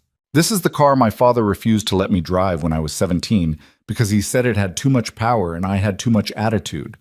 I bought it from the estate sale of the guy he sold it to 30 years ago. It arrived this morning. And you drove it straight here." "I drove it straight here." She tossed him the keys. "I want you to go through it, full inspection, make sure everything's running the way it should be, and then I want you to teach me how to work on it." Ethan caught the keys, feeling their weight. "You want to learn how to work on your own car?" "I want to learn how to work on this car. Specifically, because my father said I'd never understand engines, and I'd like to prove him wrong even though he's been dead for 6 years." "That's possibly the most Vivian thing you've ever said." "I know." She walked over and kissed him, quick and sure. "How's your morning looking?" "I've got 2 oil changes and a brake job scheduled, but I can move things around." "Don't, I'll wait. I brought my laptop. I can work in your office." She disappeared into the converted closet he called an office, and Ethan stood there holding the charger keys, shaking his head and smiling like an idiot. This was his life now. A CEO parking vintage muscle cars in his garage and working from a desk that wobbled because one leg was shorter than the others. He wouldn't trade it for anything. By lunchtime, he'd finished the scheduled work and started on the charger. Vivian appeared at his elbow as he was checking the timing, laptop tucked under her arm. "What's the verdict?" Whoever restored this knew what they were doing. Engines clean, compression's good, transmission shift smooth. But the carburetor's running a little rich and I'd replace the spark plug wires before you drive it too much. "Can you show me how?" So he did. They spent the next 2 hours elbow deep in the engine bay, Ethan explaining fuel-air mixture ratios while Vivian asked questions that got increasingly technical. She had grease under her nails and oil smeared across her cheek, and she looked happier than he'd seen her in weeks. "This is fun," she said, adjusting the carburetor float under his direction. "You sound surprised." "I am surprised. I thought I'd be terrible at this." "Why?" "Because I'm terrible at most things that require patience and fine motor control. I've never been good with my hands." "You're doing fine. I stripped 3 screws before you stopped me. That's called learning." He handed her a different screwdriver. "Try this one. Better grip." She worked in focused silence for a few minutes, her tongue caught between her teeth in concentration. When the carburetor was finally adjusted correctly, she straightened and wiped her hands on the rag he'd given her. "I can't believe people do this for fun. Some of us do it for a living. You know what I mean. It's so precise and unforgiving. If you do it wrong, the whole thing just doesn't work. Kind of like running a company.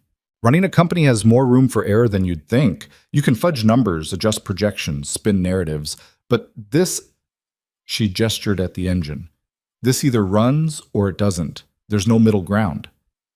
"That's why I like it." Vivian looked at him, something soft in her expression. "You're good at this. Not just the mechanical part, the teaching part. You're patient in ways I could never be. You're patient when it matters." "No, I'm not. I'm demanding and difficult, and I expect everyone to keep up with me or get out of the way." And I'm stubborn and closed off, and it took a federal investigation for me to admit I needed help. We've all got flaws, Vivian. That's what makes us human. She kissed him, slow and deep, and when they broke apart, she was smiling. I love you. I love you too. Even when I strip screws? Especially then. They finished working on the charger just as Lily got home from school. She dropped her backpack in the office and came tearing into the garage, stopping dead when she saw the orange muscle car. "Whoa, whose is that?" "Mine," Vivian said. "What do you think?" Lily walked around it slowly, examining every detail. 1970. Dodge Charger RT, 440 Magnum 5.8, probably around 375 horsepower. Original or clone? Original, matching numbers. Cool.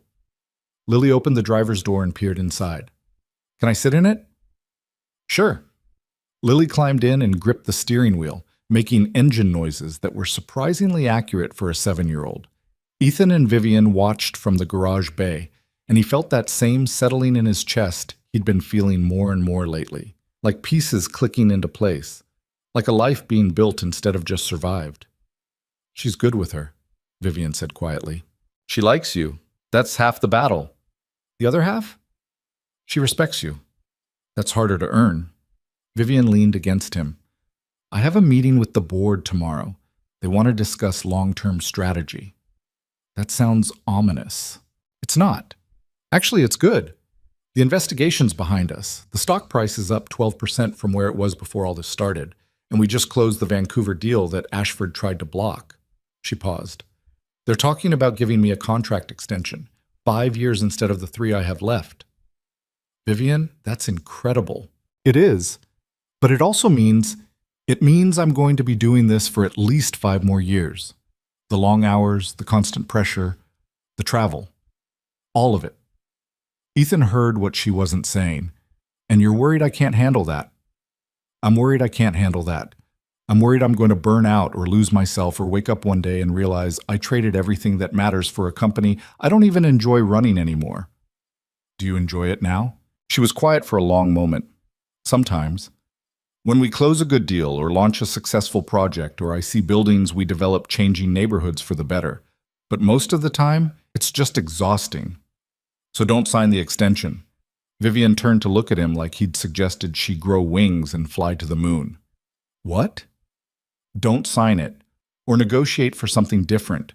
Fewer hours, more support, the ability to actually have a life outside the office." They'd never go for that. "You don't know unless you ask. Vivian, you hold all the cards here. You're the one who just weathered a federal investigation and came out clean. You're the one who's grown the company 30% in 5 years. They need you more than you need them." "That's not how it works." "Why not? Who decides how it works? Some board of directors who've never actually built anything themselves? Some outdated idea that CEOs have to sacrifice everything to be successful?" He turned her to face him. "You're allowed to want a life, Vivian. You're allowed to set boundaries. You're allowed to say that 5 more years of killing yourself isn't worth it. What if they say no? Then you walk. Start your own thing. Consult. Teach. Do literally anything else that doesn't make you miserable. I can't just walk away from 1,500 employees who depend on me. You're not walking away from them. You're setting an example that work isn't supposed to consume your entire existence. That's a lesson worth teaching." Vivian stared at him, and he could see her turning it over in her mind, examining it from every angle like she did with business deals. Finally, she shook her head. "I don't know if I can do that." "You don't have to decide right now. Just think about it. Think about what you actually want instead of what everyone expects you to want."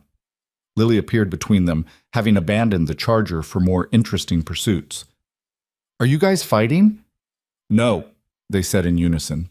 "You look like you're fighting." Jessica says when adults talk really quiet and serious like that, it means they're either fighting or talking about Christmas presents. "We're not fighting," Ethan said. "We're just discussing work stuff." "Boring," Lily tugged on Vivian's sleeve. "Can you stay for dinner? Dad's making spaghetti and it's actually edible when he makes it." "I'd love to." They ate together at Ethan's kitchen table. The 3 of them squeezed in around the small space and talked about everything and nothing. Lily dominated the conversation with a detailed explanation of her latest school project, something involving ocean currents and climate change that was way too advanced for second grade, but perfectly on brand for her. After dinner, Vivian helped with dishes while Ethan supervised Lily's homework. When Lily finally went upstairs to read before bed, Vivian and Ethan sat on the back porch, watching the last light fade from the sky. "I've been thinking about what you said," Vivian began, "about the contract extension. And you're right. I'm not happy. I haven't been happy in a long time. I just kept telling myself that's the price of success, that if I wanted to be taken seriously, I had to be willing to sacrifice everything else. That's what they want you to believe. Doesn't make it true. I know. But knowing it and changing it are two different things." She leaned her head on his shoulder. "I don't know how to be less than what I am. I don't know how to do this job halfway." "Then don't do it halfway. Do it differently. Build the career you actually want instead of the one everyone told you you're supposed to have." "That sounds terrifying." "Most good things do." They sat in comfortable silence, and Ethan realized this was what he wanted. Not the big moments or the grand gestures, but this. Quiet evenings on the back porch, talking about real things, being present for each other in ways that actually mattered. "I'm going to tell them I want a 4-day work week," Vivian said suddenly. "Fridays off? Non-negotiable. I'll take a pay cut if I have to." "You sure?" "No, but I'm going to do it anyway. Because you're right, I hold the cards. And if they say no, then maybe it's time to figure out what comes next." "I'm proud of you." "Don't be proud yet. I haven't actually done it." "I'm proud of you for even considering it. That's a bigger step than you think." Damn. The board meeting happened Thursday morning. Ethan didn't hear from Vivian all day, which either meant it had gone terribly or she was buried in follow-up meetings. He tried not to check his phone every 5 minutes and failed spectacularly. Lily noticed at dinner. "You're being weird." "I'm not being weird." "You've looked at your phone like 20 times and we've only been sitting here for 10 minutes. That's weird." "I'm just waiting to hear from Vivian." "About what?" "Work stuff." "Is she in trouble again?" "No, she's trying to make some changes and I don't know how it went." Lily absorbed this. "Is she going to quit her job?" "I don't know. Maybe." "Would that be bad?" "Not if it makes her happy." "Then I hope she quits. She's tired all the time, I can tell." Ethan's phone finally buzzed at 8:30. He grabbed it so fast he nearly knocked over his water glass. Vivian's text was short. "Can you talk?" He called her immediately. She answered on the first ring.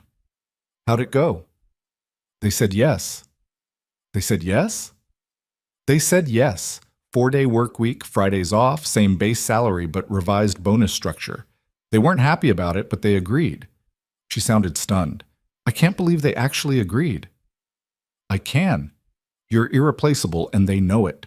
I also told them I'm delegating more, promoting my CFO to COO and bringing in a new executive team member to handle day-to-day operations.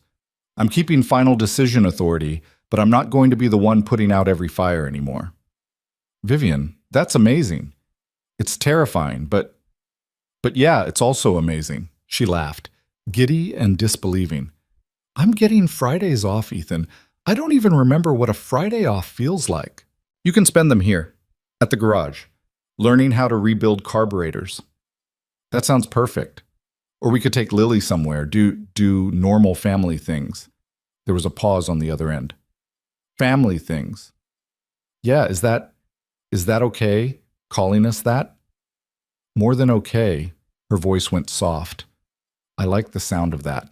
They talked for another hour, making plans, processing the relief, letting themselves believe that maybe life didn't have to be a constant fight to keep your head above water.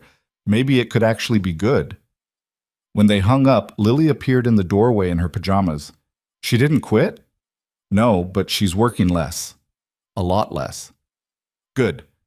Now she can come over more and teach me about business stuff." "What business stuff?" "I don't know. How to negotiate and make deals and tell people no when they're being unreasonable." "That seems useful." "You're 7. Doesn't mean I can't learn." Lily climbed onto the couch next to him. "Dad?" "Yeah?" "Are you going to marry her?" "Why does everyone keep asking me that?" "Because it's obvious. You love her, she loves you, she's good with me, you're good with her. What else is there? There's a lot else. Logistics and timing and making sure we're doing it for the right reasons. Those sound like excuses. They're not excuses. They're legitimate concerns. Lily gave him a look that was far too knowing for someone who still believed in the tooth fairy. Just don't wait too long. Jessica says when you find someone who makes you happy, you should hold on tight and not let stupid stuff get in the way. Jessica talks too much. Jessica's usually right. Ethan pulled her into a hug, pressing his face into her hair. When did you get so smart? I was always smart. You just finally noticed. Wotium. Friday morning, Vivian showed up at the garage at 9, wearing jeans and a plain t-shirt, looking lighter than Ethan had seen her in months. First Friday off in 6 years, she announced. What should we do? I have 3 cars scheduled for service. I know. I looked at your calendar. That's why I'm here. Put me to work. So they worked together. Vivian changed oil on a Toyota, while Ethan replaced brake pads on a Ford. She asked questions constantly, taking notes on her phone about proper torque specifications and the difference between synthetic and conventional oil.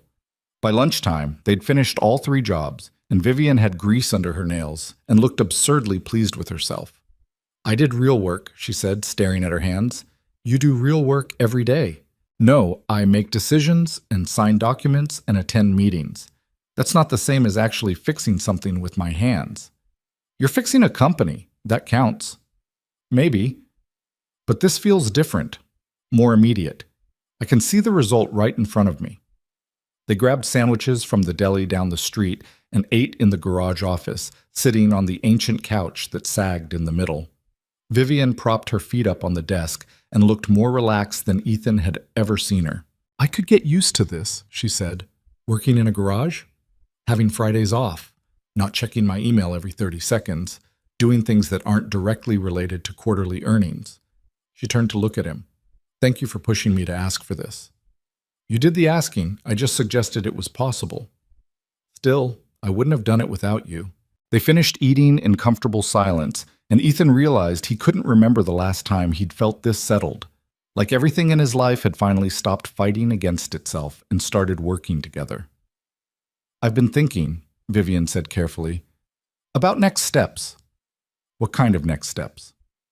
The kind where we stop pretending this is casual, where we make actual plans instead of just seeing where things go. Ethan's heart kicked against his ribs. What kind of plans? I don't know exactly, but I know I want you in my life permanently. I know I want to be part of Lily's life as she grows up. I know I want to wake up next to you more often than not. She paused. I'm not proposing. I'm saying I want to build something real here. Something that lasts. I want that too. Yeah? Yeah. He took her hand. I've been thinking the same thing, about how to make this work long term, about what it looks like when we're not just dating, but actually building a life together. And what does it look like? I don't know all the details, but I know it involves you spending more time here, maybe getting a place closer to the garage instead of downtown.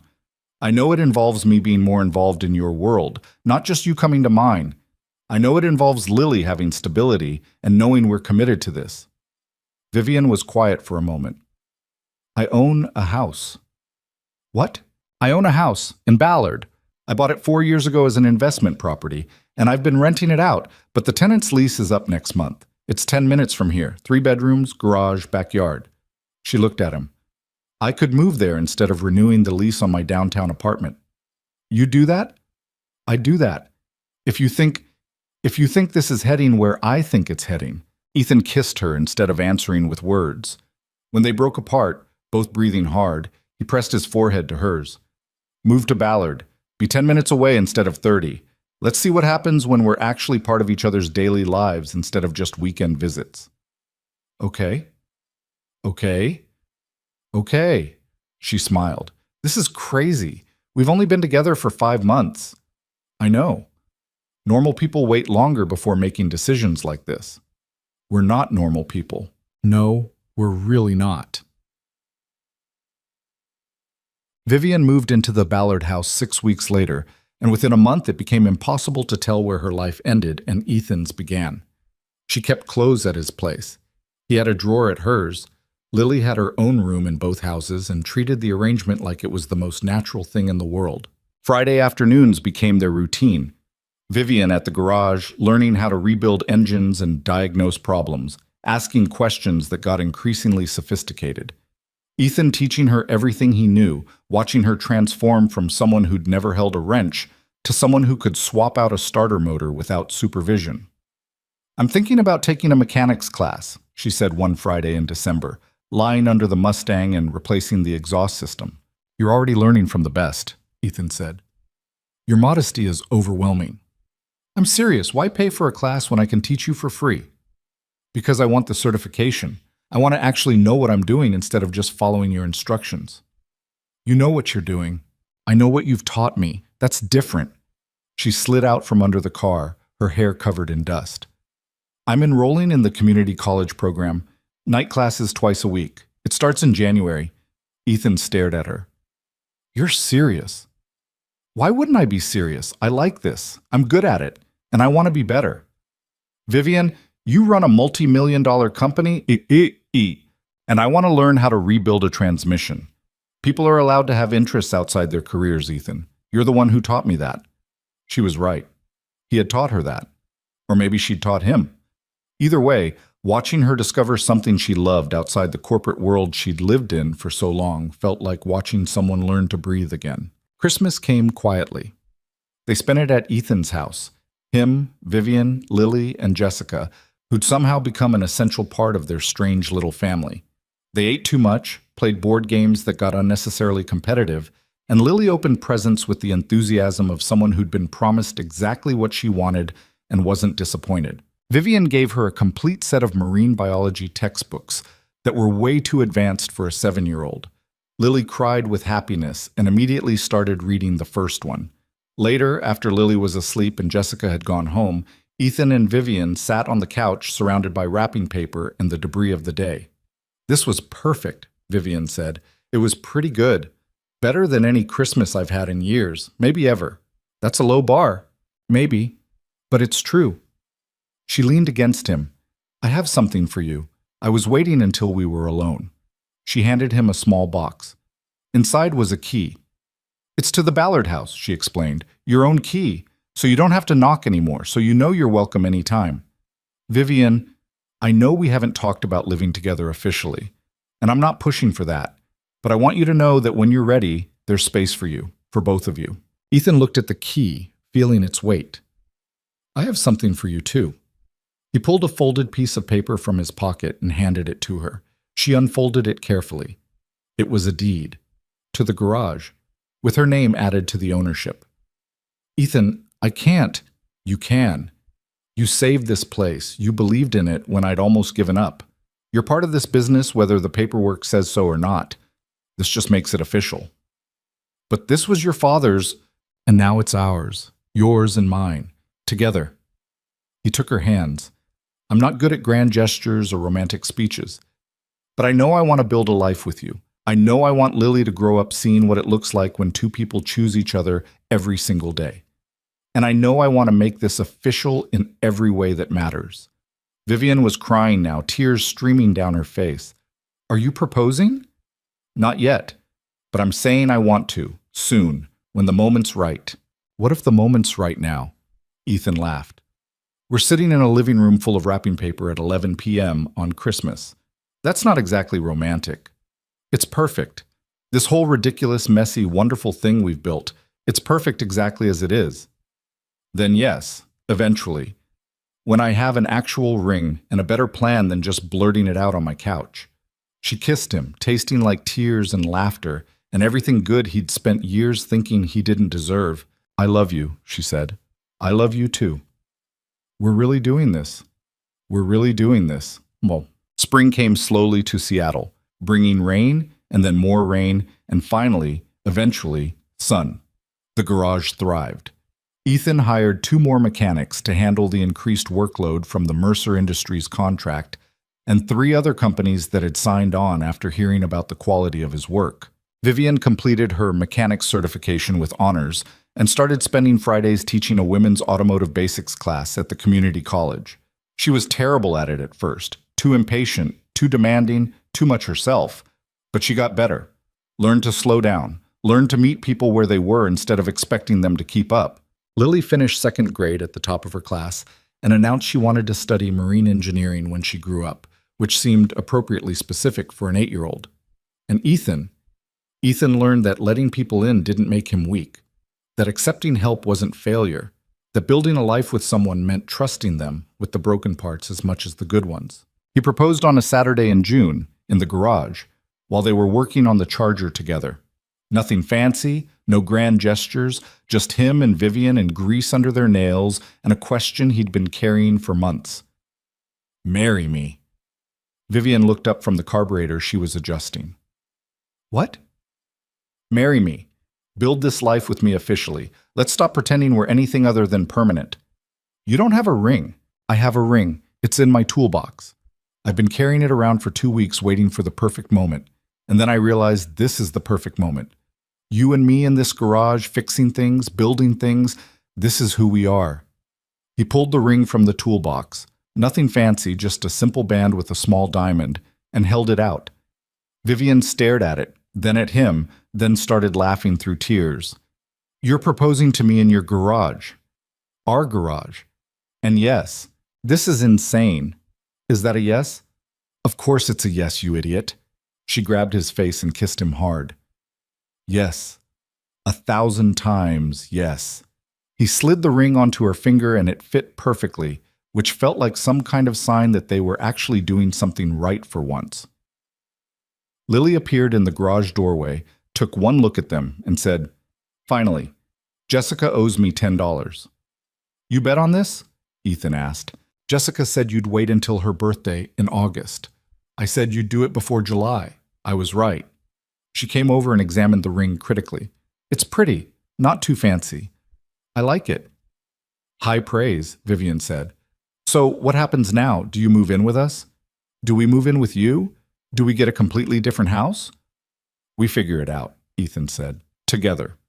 Good, because I have opinions about the house situation and you're both going to want to hear them. They spent the rest of the day working on the charger and making plans and letting themselves believe that this strange, unlikely thing they'd built actually had a future. That night, after Lily was asleep, Ethan and Vivian sat on his back porch watching the stars come out. I can't believe you proposed in the garage, Vivian said. Where else would I propose? Literally anywhere else, a restaurant, the beach, somewhere romantic. The garage is romantic. It's where we fell in love, where you learned to fix things, where we built something real together. When you put it that way, it sounds almost poetic. I have my moments. She leaned against him, the ring catching the light from the kitchen window. I never thought I'd have this. The relationship, the family, the life outside work that actually matters more than work. I thought I was too difficult, too demanding, too much. You're not too much. You're exactly right. You're biased. Completely. Doesn't make it less true. They sat in comfortable silence, and Ethan thought about everything that had brought them here. The storm, the Jaguar, the diner, the investigation. All of it leading to this moment, to this life, to this strange and wonderful family they were building together. You know what I learned? He said. What? That broken things don't have to stay broken. That with the right person and enough work and the willingness to actually try, you can rebuild pretty much anything into something better than it was before. That's very philosophical for a mechanic. I'm a mechanic who's engaged to a CEO who takes night classes in automotive repair. Philosophy is kind of our thing now. Vivian laughed. I suppose it is. 6 months later, they got married in the garage on a Saturday afternoon, surrounded by cars in various states of repair and everyone they loved. Lily was the best man, which she declared was way cooler than being a flower girl. Jessica cried. The officiant had to pause twice because people kept asking technical questions about the Mustang in the background. It was messy and imperfect and absolutely perfect. And afterward, when everyone had left and it was just the three of them, they sat on the hood of the Charger eating leftover wedding cake with their fingers, laughing about how nothing had gone according to plan and how that was somehow exactly right. You know what's funny? Vivian said. 5 years ago, if someone had told me I'd marry a mechanic and spend my weekends rebuilding engines, I would have thought they were insane. 5 years ago, If someone had told me I'd fall in love with a CEO who could negotiate billion-dollar deals and also gap spark plugs, I would have said the same thing. We're kind of ridiculous. The best kind of ridiculous. Lily, who'd been quiet for once, looked up at them. So what happens now? Now we keep going, Ethan said. We work, we build things, we take care of each other. We figure it out as we go. That's it? That's the plan? That's the plan. Sounds good to me. And it was good, not perfect. They still fought about stupid things, still struggled with balancing work and life, still had moments where everything felt too hard. But they kept choosing each other, kept showing up, kept rebuilding the broken parts until they worked again. Because that's what love was, Ethan had learned. Not some grand gesture or perfect moment, but the daily decision to fix what's broken instead of throwing it away. The willingness to get your hands dirty. The faith that with enough work and the right person beside you, anything could be rebuilt into something beautiful. The garage, their garage now, stood solid against the Seattle rain, its lights burning bright long after dark, a beacon for anyone who needed something fixed. And inside, surrounded by tools and oil-stained concrete and the smell of possibility, three people who'd found each other in a storm kept building the life they'd chosen, one day and one repair at a time. It wasn't the life any of them had planned, but it was the life they'd built together, and that made all the difference.